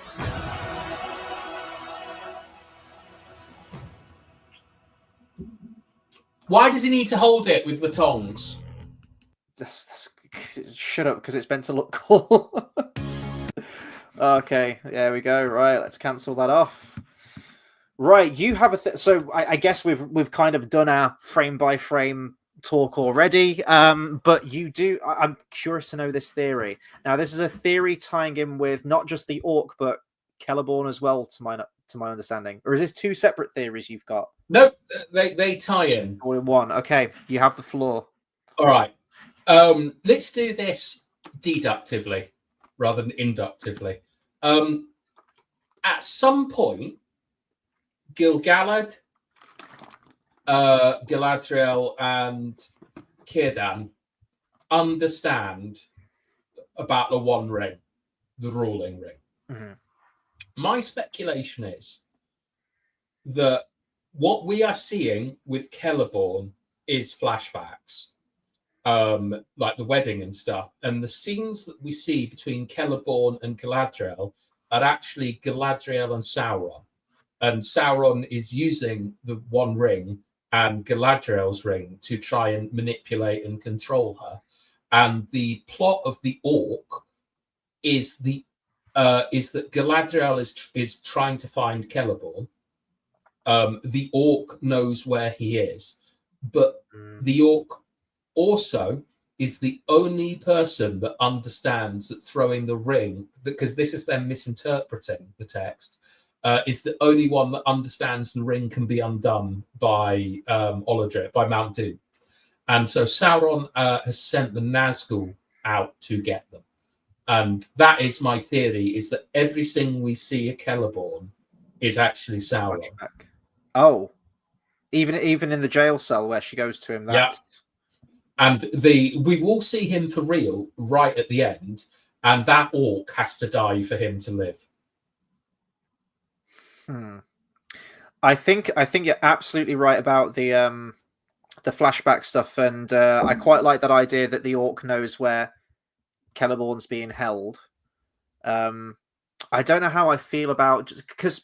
So you're saying that we'd still get Celeborn in the show? It's the last final frame. He's still going to be like all dishevelled and a prisoner type of situation. Everything we've seen on screen of Celeborn is either a flashback or Sauron. He definitely exists. It's Sauron is tormenting Galadriel through the ring of visions of Celeborn and trying to tempt her and lead her astray. And her character arc, is about abandoning hate and embracing love, so she can actually be the Galadriel we know from the films, who is pretty chill, but still has that kind of rampant ambition in her. And that's going to be the test. So Brother Legolas, I'm afraid, isn't making it through the Rings of Power. I think he's going to make it through this series, but that road trip is going to end in that Orc sacrificing himself so they can release Celeborn. And I think as well, by doing that, if what you're saying is every time we see Celeborn is actually Sauron, we're still doing that Sauron and Galadriel love story, which we've done through the past 2 seasons through the guise of Celeborn. So we are still, still keeping that going as well at the same time, killing 2 birds with 1 stone. Because people love that, I can change him. They're destined to be together kind of thing. Now, that's actually a really excellent prediction, actually. I think you might like it? I think you might be bang on the money. I think it's sort of going with what you're saying of the course correction. Like, we need to get Galadriel away from the masculine traits that she's been exuding in the last few seasons. And I don't mind Galadriel being a dick in season 1 of The Rings of Power, because the whole point is, it's like Breaking Bad, is you've got to take her from one character to another. I don't need her in a suit of armor man-spreading on a cover of Entertainment Weekly, though. You know what I mean? Just have you seen the pictures? Like the throne Sauron sits on with the helmets. The elf helmets. Yeah. That's right. Yeah, that's the one with. It's not in this trailer at all, is it? No, it's the one that I've seen in the articles. Yeah. Like, is it? What is it? The throne is made of the helmet. Elf helmets. Yeah, from elves. So that is, I think, in it. Well, I think that's probably what Kamal is doing at the start. Is when he slam dunks that elf. I think that there's going to be battles and things, but what I'm most interested about is, we know it's essentially Sauron's plan to get captured and go to Numenor. And then we've got this, they've got a horrible problem coming about how he gets back with the ring from... That's one of the biggest inconsistencies I can find within the Legendarium. There is a few. I mean, it depends which sort of storyline you're going with. There probably are some things, some slight discrepancies here and there, but that's a pretty big one every time I read the text. And then you And sort of have to retcon it in your own mind as to, well, he left it. And it's like, well, he wouldn't leave it, would he? I think he's just going to teleport through a mirror or something. Like, I think they're actually going to solve it in the most simple way, which is like Thanos and the Infinity Gauntlet. And he's just going to like demonstrate a power you never see again.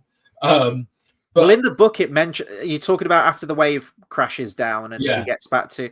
So they mentioned that he fashions himself into like a black cloud, doesn't it? And like he flies off. Flies off. Well, as long as they don't turn him into like this gelatinous sea cucumber or something that has to drag himself across the sea. Like Pirates of the Caribbean, he's just wandering along the sea. Like put the Kill Bill theme on. Yeah. So I always thought, this wouldn't make any sense though if it could do this. Like the ring can sort of dematerialize into black mist along with Sauron when he turns into the black cloud. Maybe it just rolls along under the sea or something and pops it like Thor's hammer. Just sticks his hand out and it just whizzes on. Yeah, I like my theory. I don't think they're going to. I think it makes too much sense, to be honest, because I also really like the idea that the temptation for Galadriel is that at some point she understands that it's Sauron, not Celeborn, that she can't really remember Celeborn's face or anything, and so she has that temptation to keep the ring, and that because of that, she has to take it off for 1,000 years or whatever it is. I feel like I don't think they're creative enough to do anything different because they had that shouting contest, didn't they? At the end of series 1, where the framing is just like horrible and they're just like scream, like extreme close up, and it was like really cringy. He says like, "Oh, you could be my queen and rule at my side." I'm like, dude, Sauron, you wouldn't give a fuck about an elf. What are you talking about? And he seemed really genuine in that as well. That's what really got me. So no, and then they have like the little really cringy battle at the end of series 2 where he's fighting with the crown, and then he like punts her off a fucking mountain and she's somehow still alive. No, I like that scene because he absolutely should have won, but as always, he's his own worst enemy and he overreacts and gets. I thought it was for what it was. If you're having Galadriel fighting Sauron, which is just fucking ridiculous, but if you're gonna do it, I think that the sort of the climax scenes between those two have actually been quite cool. Like, I really like the image of. Do you remember they're standing on a lake or something, and it shows him in his armor? Yeah, season 1. I really like that. I thought that Halbrand was really good in his reveal as Sauron. Do you remember when they were quoting the fucking movie or the book where it was like, you could be a queen, not dark but beautiful and terrible as the dark. I was like, oh, shut the fuck up! Like, it. nah. I liked it because it's very interesting. I think that when you have a villain and a hero meet and they're not battling physically, I think that that's a real challenge to do and sort of keep interesting. And I thought that they got those scenes. I thought they were the better scenes. You like the shout off, like the really awkwardly filmed shout off? No, of course not. Like the concept can be done well, but I don't need that with Galadriel and Sauron. Like, the shouting was crap. But what I liked is how it mirrored their first meeting, where they meet on a shipwrecked boat, and then in the reflection, it's them on that boat as their ultimate forms, and Sauron sees ultimately the ultimate bad form as the best version of both of them. And I thought I thought for sexy Sauron, that's quite good characterization. And I also thought the fact that he completely fucks the battle up because of his hubris and his pride and his inability to tolerate any form of disrespect and disorder was within his character. And I think if they can keep that in the second part, like, because he's not a master manipulator, is he really? He's not cool and whatever. And I also thought it played in quite well to a ridiculous scene in Numenor where he just murders 3 people. Oh, do you remember? That was he breaks it, like smashes one of their heads against the wall or something. Yeah, that was That's justice, Sauron style. But I thought curb that, stomps a motherfucker, doesn't he? Yeah. yeah, but I thought that was like, because what you have to kind of accept what they've done and then go with logical sense. And I thought it worked okay. I thought that having him kill Eol or Ardor or Andor or whatever he's called, the dark Adar, yeah. Adar, I thought with the crown, I thought that was okay because it, like, you know, it mirrored the first scene from the series, and I think they did exactly the same where it mirrored the first meeting. Literally, it mirrored the first meeting, Galadriel and Sauron in the book. So I'd pay very close attention to the first scene of Sauron in this because I think they'll just do the same thing again, and it will be the last scene. See, I don't really care if it mirrors it because if it's not done well in the first place, like that raft, that was fucking convenient that was there, wasn't it? After Galadriel jumps ship and is cast adrift in the Sundering She's going to Valinor. Yeah, she jumps out into the ocean. What, is she going to swim back to fucking Middle Earth? What was her plan? And then, oh, don't worry, because there's a convenient raft there with Sauron on it. So, and so at the end where you say, like, oh, it mirrors that raft scene. I'm like, yeah, but that raft scene was I said mirrors their meeting. Yeah, okay, yeah. Like, so I'm not saying it's good, but I'm saying that it consistently, I like what they tried to do because it's one of the only bits where it showed a kind of foreplanning. Like, I actually don't mind their interpretation of Mithril in it. It's one of the only bits of any sort of form of imagination that we see in the show. Like, it was a real first stage stuff. They don't present it as fact. It's just a theory. Because the other stuff is like, oh, this table is well old. Why don't you have it? Or, like, we get an origin for Mount Doom as well, don't we? In spectacular fashion. That's the best thing that ever happened, is Waldreg being canonically the third most powerful. Was I right in remembering that the whole thing with that is that the orcs have, like, tunneled from Mount Doom all the way across Middle Earth to this, it was like a tower or something, it was like a well, like a dam or something. And the magical Morgul sword, that doesn't belong to the Ring Wraiths, but a Morgul sword, hang on. Unlocks it. A magical Morgul sword, brandished by the ultimate hero, Waldreg, never forget, that works as a key, which breaks the dam, releases the river, which goes through these pre-made tunnels that the orcs have been channeling, like, for what? Millennia at this point? How long does it take to tunnel under the entirety of Middle Earth? Which leads to the dormant volcano, which sets it off. I forgive me, I'm not misremembering that. That's what happened in season 1. That's completely correct. And I don't think that Sauron has any contact with any of them. And I can't even remember if Eol is in it at this point. I think he is. He died, didn't he, in season 2? Yes, but I think it's his plan. Yes. Yeah. I think it's his plan, and he hates Sauron. So I don't really know what any of that was about. Because I thought he wanted like a quiet life away from everything, but then there was him trying to. He's like, we need a home, so let me blow this place up. Yeah. All right. Yeah, but you see, it's stuff like that I don't like. But having the bit of symmetry between Galadriel and Sauron, it suggests to me that they had a beginning and an end. And in a show like this, that it's not really comfort, but at least I think they know where they're trying to get to. And it's, you gotta, this is like, I mean, look, Lord of the Rings is going to be shit from here on out. The films, everything. It peaked with The Return of the King. You've got to find your comfort where it is. And I can't accept slop, though. I can't do that. I'm sorry. Like, when you've been served like the best 3 courses of your life, everything else just pales in comparison. It's like, well, that is still attainable.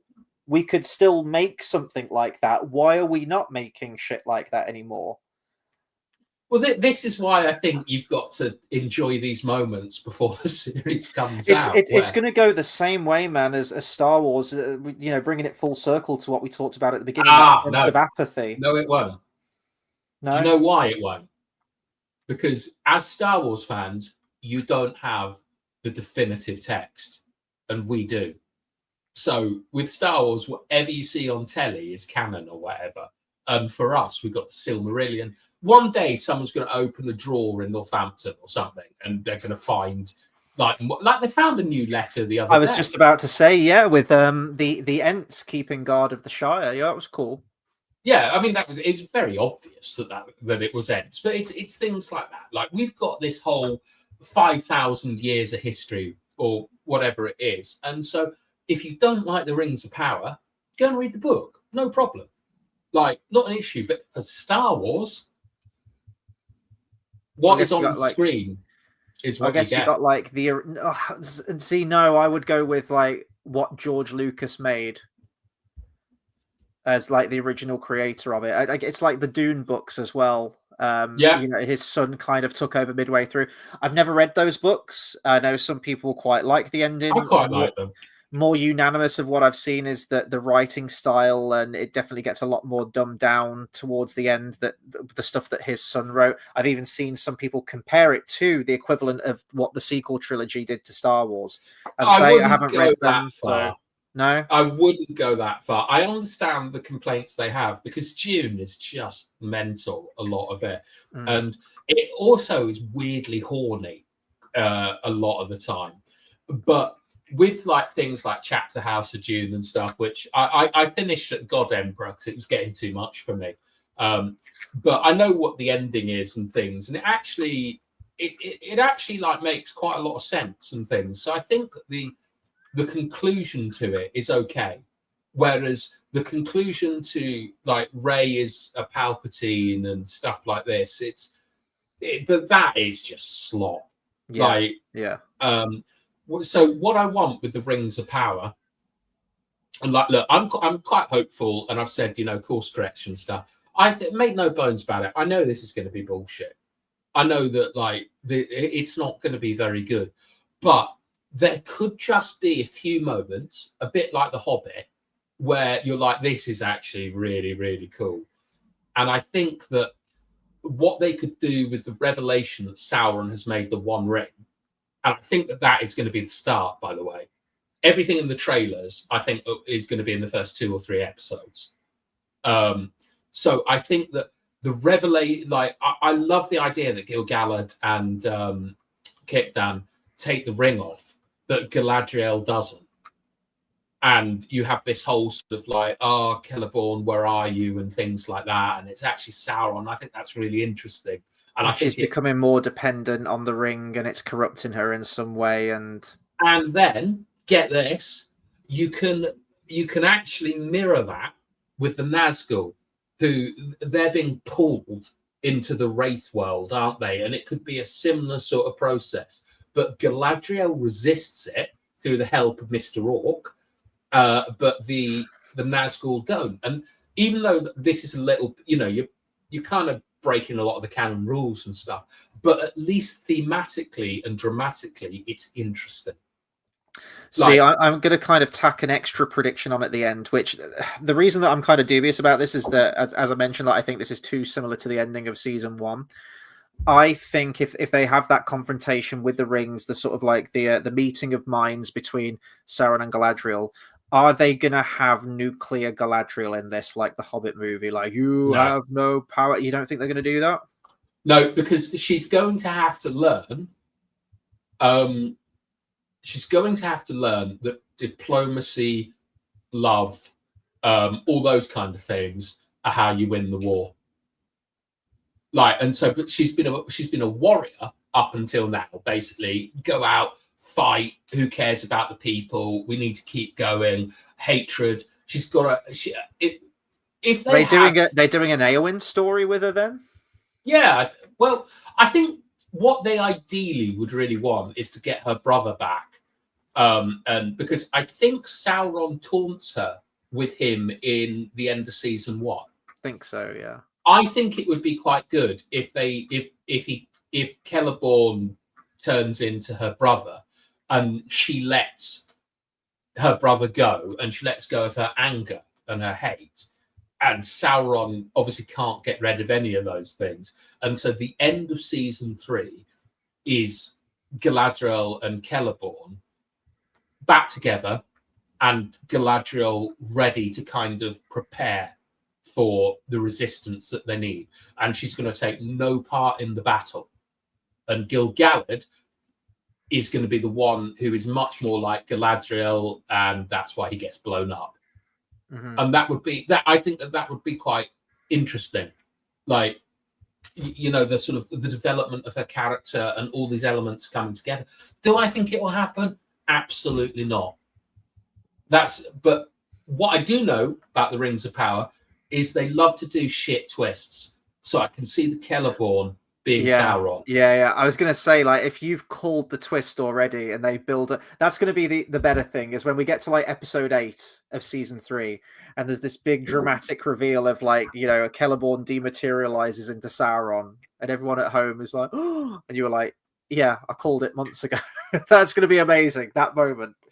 But I think you're right. I think you're right. I mean, we've seen it in other things before. I mean, I don't know if you've played the God of War games. So I don't know, like, God of War Ragnarok, with the whole Tyr storyline in God of War Ragnarok. Similar kind of thing, right? I don't want to spoil it in case anyone hasn't played it at home, but there's a dramatic reveal midway through with something regarding Tyr's character.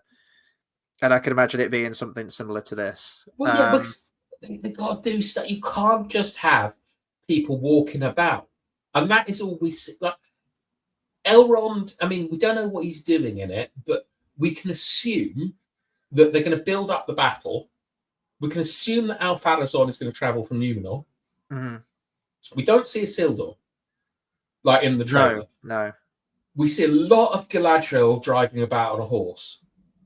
A lot of it. We see, those have got to be flashbacks with her and Celeborn, surely. Where is the narrative and the action? We know there's an action scene every episode. I don't know what they're going to do, but I'm hoping for the best, but I'm genuinely expecting a lot of bullshit in this. Yes, me too. And I think you're finding the silver lining within the show itself, like, oh, there's an arc for Galadriel and everything like that. Whereas I'm just looking at, like, why are we doing, like, we've got the Second Age stuff to work with. Why are we fan fiction in this bullshit story with Galadriel bombing off with Brother Legolas and an orc among anyone, and then doing this whole love story with Sauron? Like, what are we fucking doing? We're bastardizing the source material here. Whereas I think you're more devil's advocate. You're more like, I'm trying to still save shit, it. but I know, and it's a noble thing, but I feel like with the live support's there, and I feel like we just need to pull the plug. We won't, though, because we're in it until season 5, and then this whole nightmare is behind us. But I don't know. I mentioned this when I was doing the reviews with Everything in Middle-earth, that initially the first 2 episodes I was met with revulsion and hate towards the show.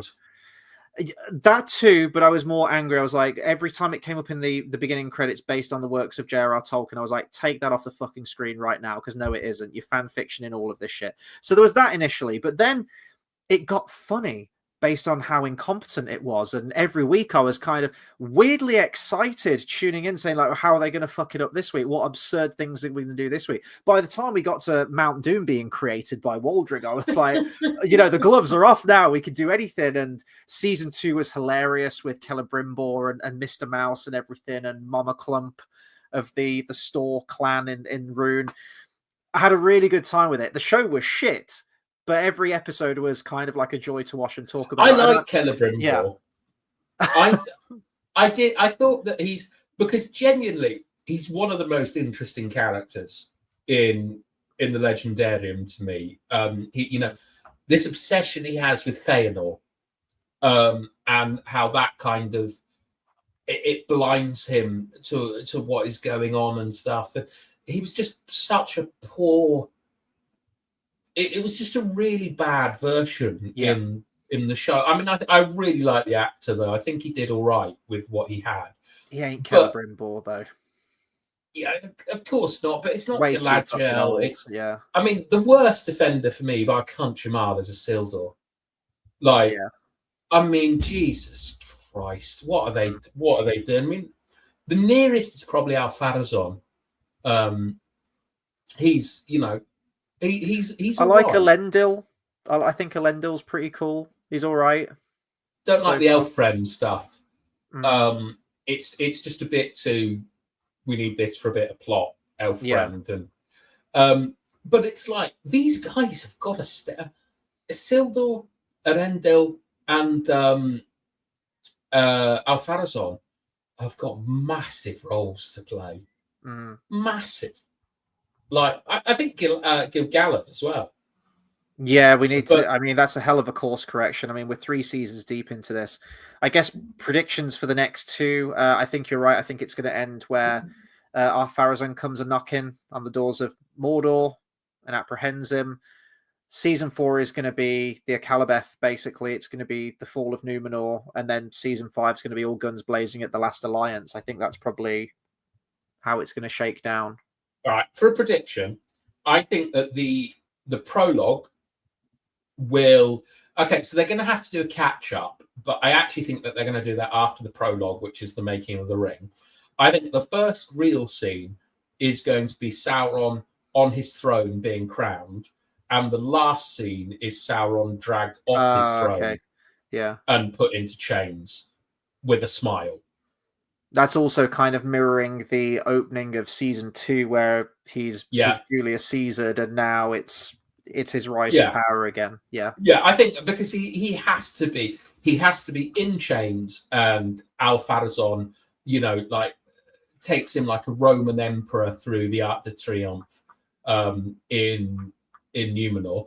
They've got to set up Numenor versus Mordor. Mm-hmm. I'm not sure how they do this. My suspicion is the easiest way to do it is Isildur comes home and tells them about what happened.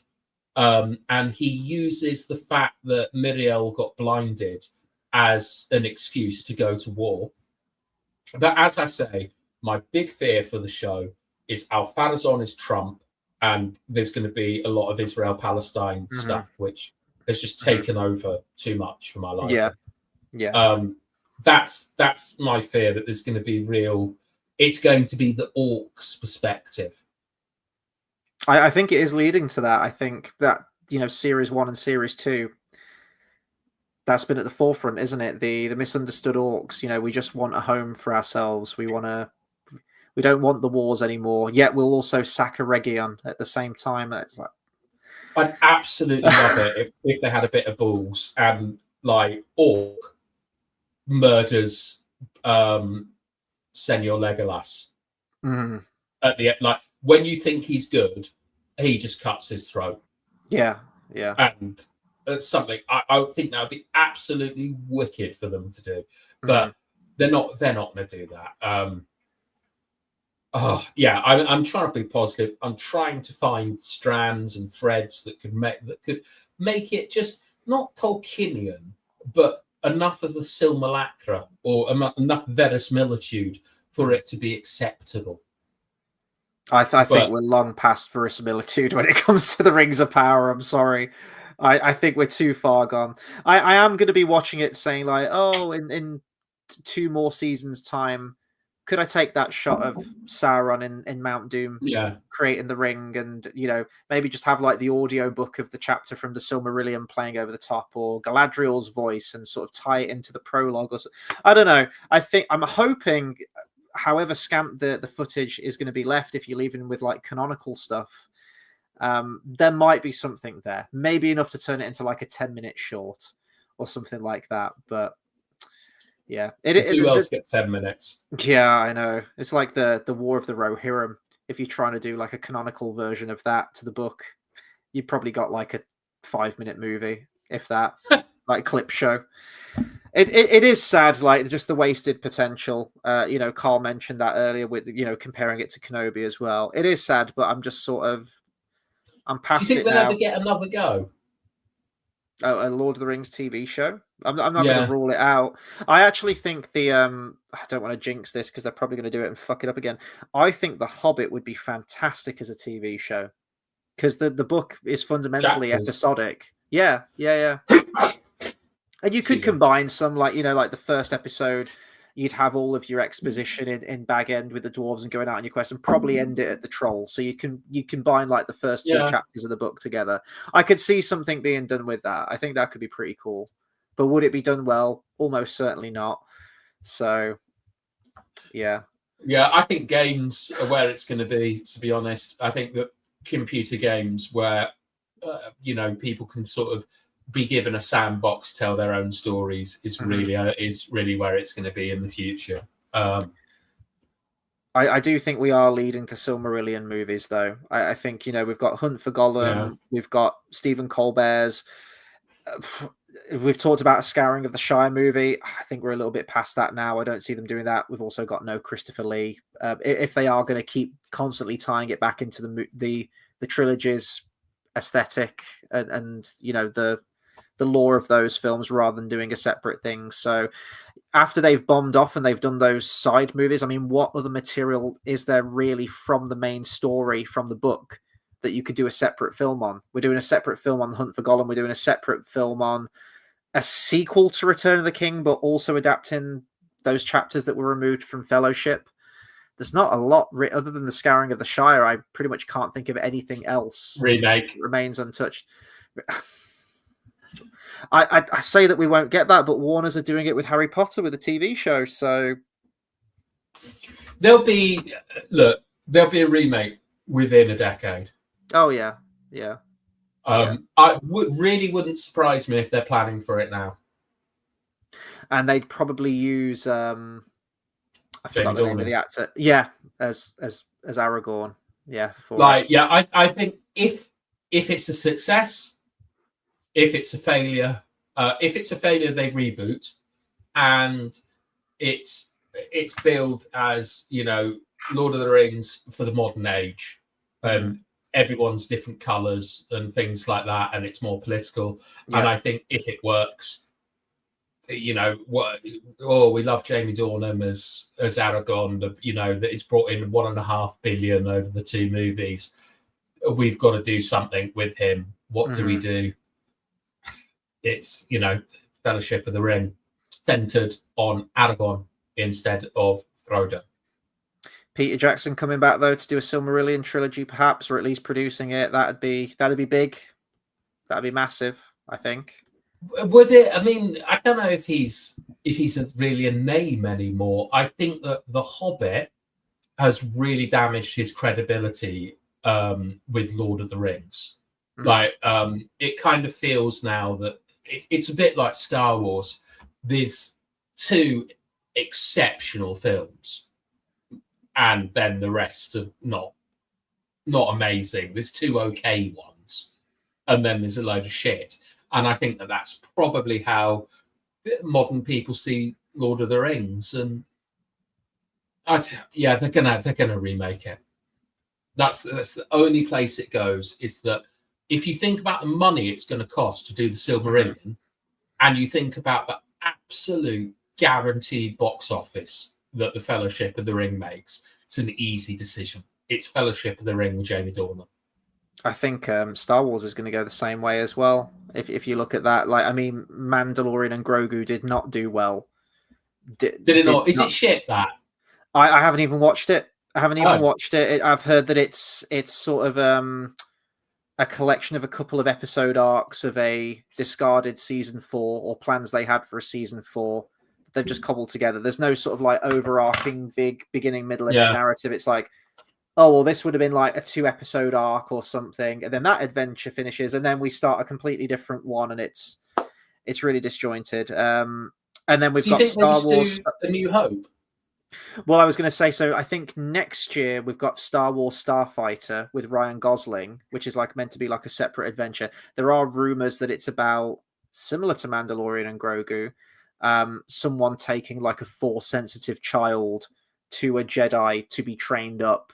And the rumor mill is that Jedi is Rey Skywalker. That they're taking the child to Daisy Ridley at the end. Whether that's true or not, I don't know. But let's say that comes out, and let's say that doesn't turn a profit. Let's say it makes about the same money as Mandalorian and Grogu, and people don't go and see it. They're constantly bringing out these new films that just aren't pulling in a crowd. you can't do any more sequel films because, you know, like the original cast is, you know, retired or basically fucking dead at this point. What do you do if you're not getting asses in seats? You go back and you remake the shit you've already done with a new cast. I think I don't hate that, to be honest. Remaking the original Star Wars are you insane? That's like sacrilegious. Why? Why? Because I think that parts of it are dated in the same way that parts of the Alien universe are dated in terms of the sort of technology on the ship and stuff. Oh, I don't think that matters. They're always beholden to it. Like, that's the really sort of, oh, it's, you know, we've recreated the set perfectly and stuff like that. I think that you can absolutely make a new one. Like, I just think it would be more interesting to me to see them redo the original Star Wars than have an Aunt Beru origin story or something. And also I think it'd be quite exciting. Like, who's going to be Luke Skywalker, Han Solo, Lando Calrissian, man? Dude, it's Disney. Like, with the live action remakes they've been pushing out of all their animated shit, it'd just be like a shot for shot fucking remake. Like, what? It'd be like what was the name of the director who did the shot for shot remake of Psycho with Vince Vaughn? Gus Van Sant. That's the Gus Van Sant. That's the one. Fucking pointless.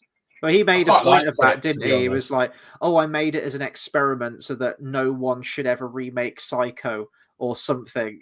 No, like that. It's pointless. I'm like, okay, just. Well, what about instead of the original trilogy? I actually think there's quite a lot of things that can be corrected in the prequel trilogy. I agree, but not under Disney's writing or leadership. There's a lot of stuff there where there's like a great story. Is that they asked Lucas to they use Lucas's treatment. For what? Sorry. Well, when they bought Lucasfilm, they also bought treatments for films. Yeah, they go and they do that. They, you know, the new sequel trilogy. Yeah, you make a new sequel trilogy based on that. AI it, recast it, whatever, but you get real Lucas Star Wars out there and see how it lands. Can't spend that amount of money and not make money. The issue is that they've kind of now poached bits of it and like bastardized it. Like, I didn't even like the idea that Darth Maul was going to be the big bad of that film, and Darth Talon, who George Lucas like poached from one of the comic books because she's hot. She's like a hot Darth Maul, essentially, Twi'lek character. She was going to be the Darth Vader equivalent, and Darth Maul was going to be like the Palpatine equivalent. I don't like that. It's like, because Darth Maul has no fucking ties to any of the existing characters post Return of the Jedi. It'd be an absolutely ridiculous choice, but they've kind of taken that idea now, and with Darth Talon, I think in that new Maul TV show that came out earlier this year, was it called like Shadow Lord or I don't know? I no idea. And they've already killed Maul off in the continuity in Rebels. So if you did redo the sequels and go, oh well, Darth Maul's alive now, you're going to have the fans of Disney going, well, hang on, because in Rebels he died, and now what do we? So can you not make him General Grievous or something? Does it have to be Darth Maul? Well, it doesn't. But I mean, if the idea is that you're taking Lucas's treatments that he had originally for, and I don't know how involved all these were. I know they were working on concept art originally, and you know, like the planets were in mind of, and the rough outline, and then certain aspects of it were like poached and shuffled around to some of the other movies. So, for example, Rey was going to be on a hunt for like the map to the Last Jedi Temple or something to find Luke, and she was going to fly to the wreckage of the sunken Death Star, and she was going to fly the Millennium Falcon underwater, which would have been very strange. Nice. And then swim down like the trench, like where they did the ending of A New Hope, essentially, swim into the throne room and then find a map. Well, they kind of took that wreckage of the Death Star idea and the map, and they reworked into Episode 9 with a Wayfinder in the throne room. So, yeah, but that's not. I mean, to me, that's not really. As far as I understand it, Lucas's treatment, mainly centers on the idea of the politics after a massive war. Yeah, how do you rebuild? Yeah. Yeah, and basically a mafia and crime lords and things are taking over sectors and stuff. And That's right. maybe it's actually, like people are missing the empire a bit for the law and the order. Like you've gone from authoritarianism to anarchy, and things obviously need to be in balance. And I think that if you take that kind of idea rather than the soap opera lineage style that they went for, of like, I don't even know what the sequel trilogy is really about. It's so, is it the relationship between Ray and Andy Driver? I've no idea. But I mean, that soap opera thing was going to continue because it was going to be, he said he wanted the prequels to be about the father, the original trilogy be about the son, and then the sequel trilogy was going to be about the grandchildren. So that would have still continued. Yeah. And then Leia was going to ultimately be revealed to be the chosen one because she was going to become Supreme Chancellor and lead democracy and the Republic into a better tomorrow by the end of the trilogy. I like that. Yeah. I like that because it's similar to how when Jesus was rumored to be coming back, everyone thought he was going to be the next David, the sort of Jewish hero that was a warlord basically and things. But he came back as a sort of philosopher and as a hippie, really, and peace and love and all that. And I think that it's quite cool that what the galaxy needs is like a Nelson Mandela figure who is about forgiveness and things like that, and not about continuing cycles of hate. And that's how you break away from the Sith and stuff. So I think that if you could redo the sequel trilogy, if you actually thought about the themes and what you're trying to say and stuff like that. But really, you can't buy something for $6 billion or whatever it was and just have it burning a hole in your pocket and destroying the company. You either sell it, and believe me, they might sell it to China, and you might get a company like Tencent or Fortnite just cranking out. I mean, they've already been doing like Vader on Fortnite, haven't they? With James Earl Jones's voice, because he granted the AI likeness for his voice. China fucking hates Star Wars though. China, like, Star Wars has never historically done well in China as an IP for whatever reason. I don't know why. Really? Yeah. Yes, even since the original trilogy, it's never done well over there, and that's just kind of persisted. Shout out to Carl, he's back. Oh, yes, hang on. My worry is Andy Serkis's new film, Animal Farm, is being slammed for being too political. Well, it ain't Animal Farm, is it? That a joke? It's well, if anything, it's not political. It's not doing the right politics. Yeah, it's not telling the story of what Animal Farm is. It's just like they've turned it into this slapsticky shit. It's like Charlotte's movie. Web or something, isn't it? Like it's nothing to do with like a history of the Soviet Union. No. They've removed that completely. And you've just got like random cartoon pigs like fucking rapping or singing like a Katy Perry song in it or some shit. It's like something Illumination would make. It's like Illumination making Animal Farm. And the thing is, it's like making 1984 as sort of like a fun retro 80s exactly. Or something. And I remember seeing it on Andy Serkis's filmography for years when it was like when it was just announced like in pre-production for ages, because he created his Imaginarium, which was like his motion capture company, which he did. There was that Jungle Book movie that he did, which wasn't very good, but that was like the Imaginarium was his tech and everything. And I saw Animal Farm and I thought, oh, he's probably going to do something with that, like taking real actors, motion capture on like the pigs or whatever, which would actually make a lot more sense with Animal Farm, because it gets to the point where the pigs are essentially interchangeable from they're in charge. Yeah, exactly. And then all of a sudden, like the trailer came out for it, and it really wasn't that. It was just like this like shitty, very worrying. Yeah, it's very. If you look at his filmography, I don't think Andy Serkis has made a single good film, in my opinion. Like his first one was Breathe with Andrew Garfield. It was like this Sunday afternoon. It was like the first person that ever contracted polio or something. It was a film about that, I think. It was fine, like as a drama piece. You watch it once, you're never going to watch it again. And then what's he made since then? He made the second Venom movie, Let There Be Carnage. Did he? He did. I He really did. like that. That's quality. That's when Venom's running around a gay bar, like saying, "This is the real me." I really enjoyed that. I love Tom Hardy though. He made that like the shitty Jungle Book movie, and then he's made Animal Farm, and then whoop whoop, we've got Hunt for Golems. So forgive me for being a bit skeptical. His performance as Caesar in the Planet of the Apes films is one of the all-time greats. Yeah, and I think what I'm hoping is that Animal Farm appears to have been shelved for years, and there's no way that Andy Serkis would have signed on saying, I'll take one of the great critiques of communism and remove that from it.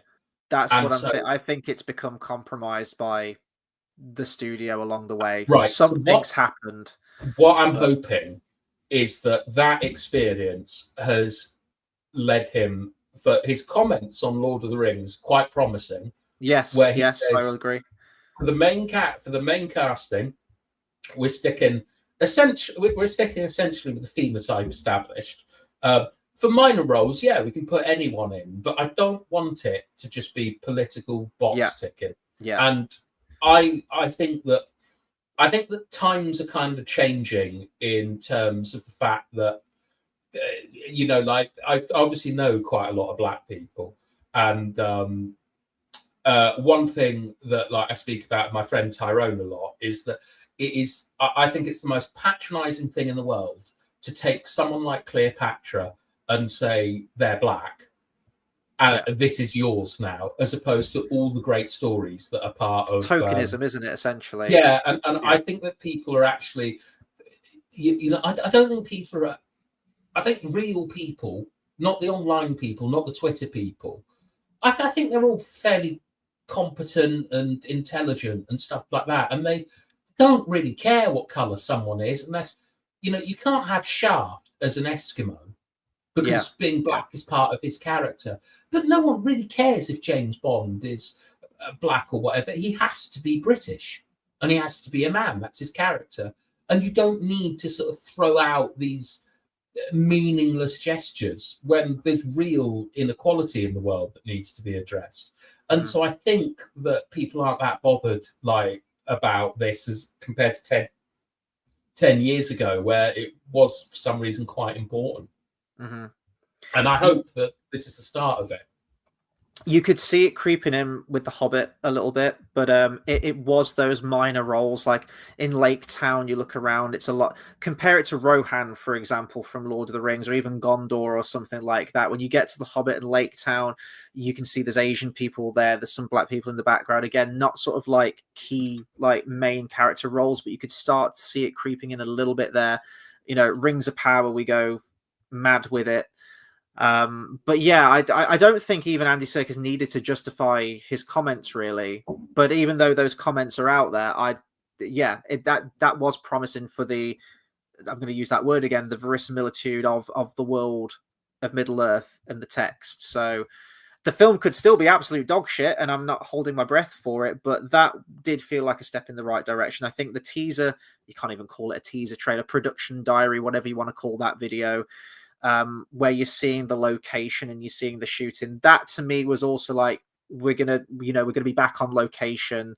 Not to say that there's not going to be any green screen or CGI trickery or whatever, but maybe like a back to basics approach with it. We'll see. We'll see. I want it to be good, but...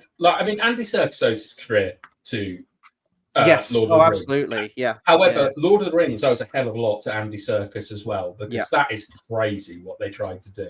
Mm-hmm. And as I've said before on this channel, I think that you're absolutely out of your tree if you think that someone is racist for wanting, someone in the book to resemble what they're in the book. Yeah. There is real racism in the world, and that's not it. Do you know what I'm like? That's what started this whole channel. Well, yeah. Sorry. But that's just, you're being ridiculous if you, in my opinion, if you take that that point of view. Go and read Paul Gilroy's The Black Atlantic or something, and actually get into proper social studies. But I think that the fact that they genuinely love and respect the work they're doing, like it's a lot of people from the original films, and I think we sometimes forget that the costume designer on Lord of the Rings, no one will know their name. It is their greatest, they see it as their peak, and they want to hit that again. They're going to do their best. It's just the problem is do they have enough to work with? Yeah. And then, I mean, I already did my predictions video for it. I know that the story of the Hunt for Gollum ultimately ends with the orc attack on the Woodland Realm, and there's the skirmish there, and during the chaos, Gollum is able to flee. And that just sounds like a small little, skirmish. Yeah. It ain't going to be that in the movie, is it? You're going to have your massive, Sauron has marshaled his armies. These are orcs bred for war, and I don't know. I really like. There's a film called The Lost World, which is the second Jurassic Park. Oh God, yeah. Oh fuck yeah. And it's fairly. I mean, there's some really brilliantly stupid stuff in it, like a T-Rex running down the road somewhere. But there's a scene with raptors going through long grass, which just stands out as incredible in a pretty mediocre film. Oh, they're all getting picked off, aren't they? And like, just and I dropping think like flies. Yeah. I think if you had orcs that are under the control of Sauron, like it's showing the dangerous combination of them, not like this kind of cross between a battle and a pub crawl that the orcs are normally on, like in the same way that the Uruk-hai were different in Fellowship, like they were like the SAS or something. I think if you had a small infiltration of orcs, knowing what they were doing, moving as one, you really get the danger. I think they can do it on a small scale, and and Gollum, like he knows what they do. He knows how to kind of get past it. He's the one who slips through, and Aragorn as well, like knowing all his tricks. I think it could really work small scale, and I'm hoping that people are a bit sick of this kind of Marvel thing of where it's saving the world every film, and it's The Hunt for Gollum is a very small story. Do you know what I mean? It's not a lot of characters in it. Like The Hobbit was a small story though as well, was it? So I'm hoping this is like we've learned from our mistakes from the Hobbit. Hobbit's political. It's like Bard, the people of Lake Town. There's this idea of kind of reparations. There's the corruption of the mayor. There's people trying to get home. It's a very biblical story, the Hobbit. The Hunt for Gollum is a road trip. And it's about Aragorn accepting who he is and dealing. It's an internal journey. It's an external journey. And if you look at something like, what's that film where two people go on a long walk in post-apocalyptic future? It's not The Book of Eli, but it's The Road by Robert McCormack. The Road. Is that the one with Viggo Mortensen in? The Road? I think it might be actually. Yes, I've seen that once. It's a very bleak film, but it's very, very good. Yeah, but it's like it's a very small film, though, isn't it? Like that's what I expect from The Hunt from Gollum. Is I want it to be really like not small, narrow. This is Warner Brothers we're talking about, though. It's a Lord of the Rings IP, and I think they've got certain expectations. Maybe like that, there's got to be a love story in there, or like a female like elven character or something. There's got to be that. And I think like the big battles, for better or worse, Peter Jackson's influence is what we've come to expect. And we saw every chance they got in the Hobbit films, it turned into like this swashbuckling, battle, swords out and everything. The Rose Button scene with the trolls. Well, like, that's it. But Peter Jackson is out there saying his fucking postman is taking the piss out of him. I know, that was brilliant. They know it's shit. That was brilliant. Yeah. But I'm thinking filmically, you get to your third act. If you do have like this sort of like 5 or 6 orcs, like guerrilla warfare, like stealthily picking everyone off, is that going to be satisfying as a big third act with like an attack on the Woodland Realm in a Lord of the Rings movie. I don't know. I wouldn't be opposed to like a small scale film. I'm in agreement with you, but I'm just thinking in terms of the studio, are they going to want that? Is average Joe moviegoer going to want that from a Lord of the Rings film? Depends if you say it's cheap. As a If you skirmish, s- I think you need something on the same level as Amon Hen, at least, for it. It needs to be satisfying enough to function as like a final act action set piece, But I mean, but do you not think? be world ending enough like The Hobbit or the Lord Yeah, of the Rings or that's the something. thing, is that it can't like, if they've pitched it to them as it's a side story, it's not overshadowing the Lord of the Rings the way that the Hobbit actually tried to, Yes, with the yeah. battles and stuff. I think that you make the argument, A, it's cheaper, like, to have a small skirmish, but B, if it's a big battle, that means that like there's much more inertia and danger in Middle Earth and stuff. I would suspect that one of the ways it would end to be the most satisfying is with everyone going to the Council of Elrond afterwards. Like, so how would you do that? Because it's the Nazgul. We're jumping ahead there with the time, though, aren't we? Because this needs to end with Gandalf going back to the Shire. Like, is it secret? Is it safe? Like, we need to be there. Yeah, but like, look, Gandalf is going to be whizzing about in Minas Tirith, and he's going to be very Hobbit Gandalf. I feel like, just appearing and disappearing. He's going to be sat down every single time we see him, McKellen. Like the new Doomsday trailer of it, like him and Patrick Stewart just sat down because they're all fucking old now. Bless them. I don't know. I do like Ian McKellen, but I mean, he was something like 55 when Lord of the Rings came out. I know, it's mad. Yeah. Like, he's the same age that Viggo Mortensen is now, or something like Orlando Bloom, or something crazy. But I mean, look, I think if you had to push me, I would say absolutely there's going to be a huge battle in Mirkwood, and there's going to be trolls, and the eagles are going to be involved. And all of that. But really, I would love it to be a battle between Smeagol and Gollum, and Gollum wins. That's what I would love it to, at the same time, it's a battle between Strider and Elisar, or Aragorn, and Aragorn wins. Well, we know we're getting flashbacks to Smeagol's upbringing, specifically his grandma, who I believe is being played by Kate Winslet. I don't think that's been officially confirmed. Her name's Marigol, and I'm like, Smeagol, Marigol. Yeah, it's close enough.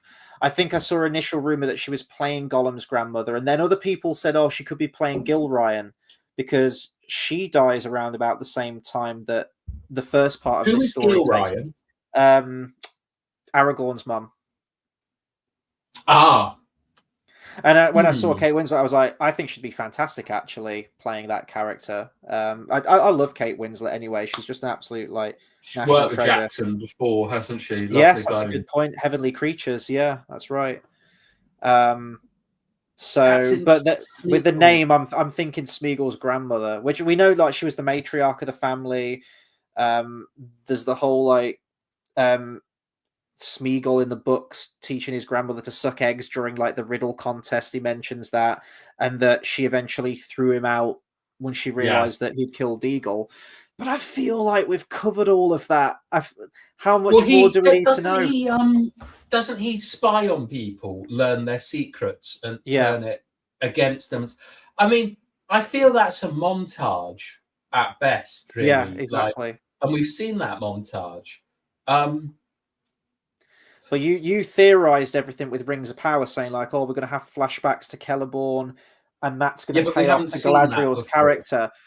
If you were going to have flashbacks to his upbringing or with his grandmother and everything, can you see how that would fit into Gollum's character arc by the end? I can absolutely see it, because it will be. You could do it like. Have you ever seen the Millionaire film by Danny Boyle, Slumdog Millionaire? Yes, yeah. You know how he gets asked questions and then he thinks back in his past and stuff like that. I can see Aragorn, like, he gets some eggs trying to something catch a like fish or bird's something. nest. Yeah. Yeah, Oh, and then it flashes back to his past, and I can see them doing the same thing with Aragon. Like, Anna Taylor-Joy asks him a question, and it goes back to his like wardship in Rivendell. Is Elrond in this? no, he hasn't come back for it. He didn't want to. Hugo Weaving. Who would they use then? We haven't got Arwen back either. I mean, we've got the scene where Gilryan takes him to Rivendell and says, like, you need to stay here where you'll be protected. So, but I don't know if she's been cast. Like, they haven't announced. She might be in there, but they just haven't announced. Yeah, I would think Gollum might have this thing about how he was a king before Bilbo Baggins came and he ruled a mountain and stuff like that. And you might have Aragorn with all this pressure on him as a young ward about like the line not ending and things like that, and those two viewpoints kind of crossing over each other. But I think that because, I mean, there's gonna be a bit where Gollum is like, set me free, I can help you because some orcs are coming or something like that. But there's not. It's difficult to think how you make an action adventure like from it. You might be able to but normally what you have is you have something like Escape from Precinct 79 or whatever. Did you know that film, John Carpenter film with Napoleon and the policeman? Like, that's got to be a touchstone for it. But the thing is, at the end of all of those type of films, or 310 to Yuma, the policeman that lets them free. Do you know what I mean? Lets the prisoner escapes and stuff, and it's none of them also have schizophrenia, which is essentially what Gollum has. So I'm just very skeptical about that film in general, and I feel a bit sorry for Jamie Dornan because he's going to get taken to the cleaners. Impossible shoes to fill. I'm going to give him the benefit of the doubt. To me, it's just going to be weird because you've got so many of like the returning cast coming back, and then there's him where it should be Vigo during this period of time, and it's not going to be. That's going to be difficult for me to sort of get around, I think. But I am interested to see his performance. The one scene that I am really looking forward to, and this could rival, if done right, Riddles in the Dark, it could rival Inside Information with Smaug, is Gandalf questioning Gollum in the cells of the Woodland Realm. You've got Andy Serkis acting alongside Ian McKellen. And, Ian McKellen had that sort of like little mini meltdown, didn't he? Breakdown on the set of The Hobbit, the first Hobbit film, where he was on the green screen and he was talking to glowing golf balls, and he just loses his mind, has a bit of a cry, says, this is not why I got into acting. But if he's actually acting alongside Andy Serkis, and there's this 10-minute, 15-minute scene or whatever, this really intense interrogation scene between these two prolific actors, that could be incredible. But Gollum versus Gandalf doesn't really lend it to that. I instantly think of Bilbo versus Gandalf in Bag End. I think you're right. It's such a shame Christopher Lee's not around, because it would be very interesting to have more of the Astari.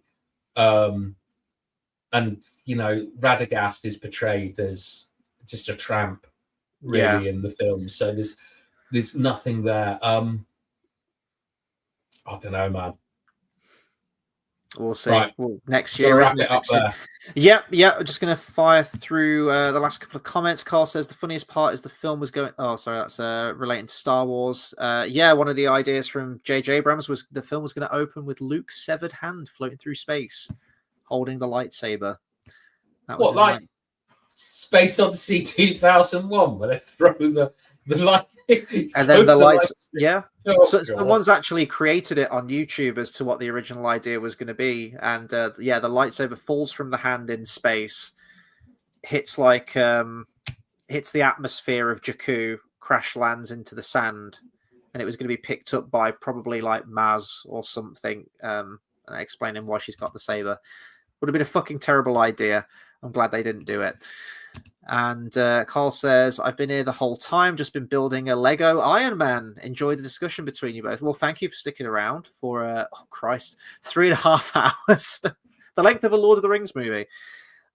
Speaking of Lego, I would love to buy some of those Lord of the Rings Lego sets, like that Minas Tirith set. I actually don't know if it's been released already, but it's a very hefty price tag. And yeah, no, I've got to think of that New Zealand fund. Got to think of that. Which is very difficult considering I've had to buy a car within the last month or so, which wasn't ideal, but it had to be done, for I was very careless. Anyway, Bathtime, thank you very much for taking 3.5 hours out of your evening. I really do appreciate it. It's good to have you back on the channel. I know that we've had the Troy video planned for a while. That's me taking my sweet ass time trying to get through the Iliad. It's in process. So that's probably, I would say that's probably going to be our next video. And I'm really looking forward to seeing that film. But in the meantime, if you want to talk about your channel, I did check. I don't know, are you guys taking a break for a while on the channel? Tyrone has been cast in a play and a film. So congratulations to him. But our schedules aren't lining up till probably with Rings of Power till probably next year. Right. But yeah, nothing planned with Real Talk. But big up Tyrone. Hopefully you might see him on telly soon. Nice. I mean, you've got plenty of videos on the channel already. I know you've got Crouching Tiger, Hidden Dragon, Passion of the Christ, which is topical because Mel Gibson's coming back to do the Resurrection of the Christ, Part 1 and Part 2. Yeah, so, I wouldn't bother, to be honest. I did watch something else. What, other than Passion of the Christ, or no, other than my channel? It's an absolute waste of time. It's just me and Tyrone fucking about. And of course, if you haven't done so already or discovering this video after the fact, please let us know your thoughts on the Rings of Power Season 3 trailer. Any hopes, speculations, theories? Do let us know. It's going to be an interesting road. I think we'll probably get like 1 or 2 more trailers, maybe. Certainly 1 more, I would think, before the November release. And then, yeah, we need to figure out a release schedule. It's going to be me, you. It's going to be everything in Middle Earth. It's going to be joining us. What I really want, and someone who's like really good at Photoshop, I haven't even thought about how to do this.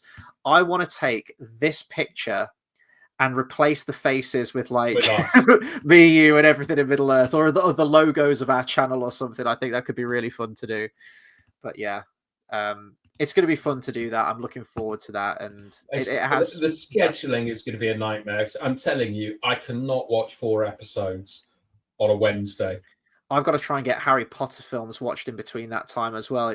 I'm trying not to think about it right now. I think probably what we'll do is, with it being the 4-episode premiere, we'll split it and we'll talk about 2 one day, take a couple of days break, and then do the next 2. And then that will fit nicely because it's going to be 2 episodes the following week and then the week after that. And then we'll be done.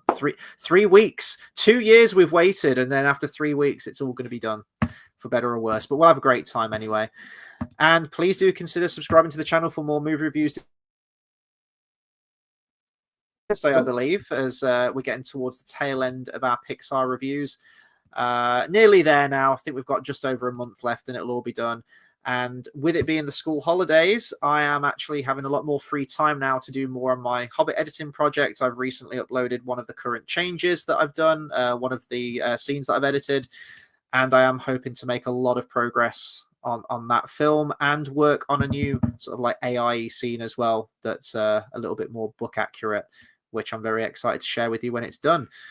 Bathtime, once again, thank you very much for joining me, and thank you to Carl and everyone else who commented throughout the stream. We really appreciate you guys, and until then, we'll catch you on the next video. Take care, everyone.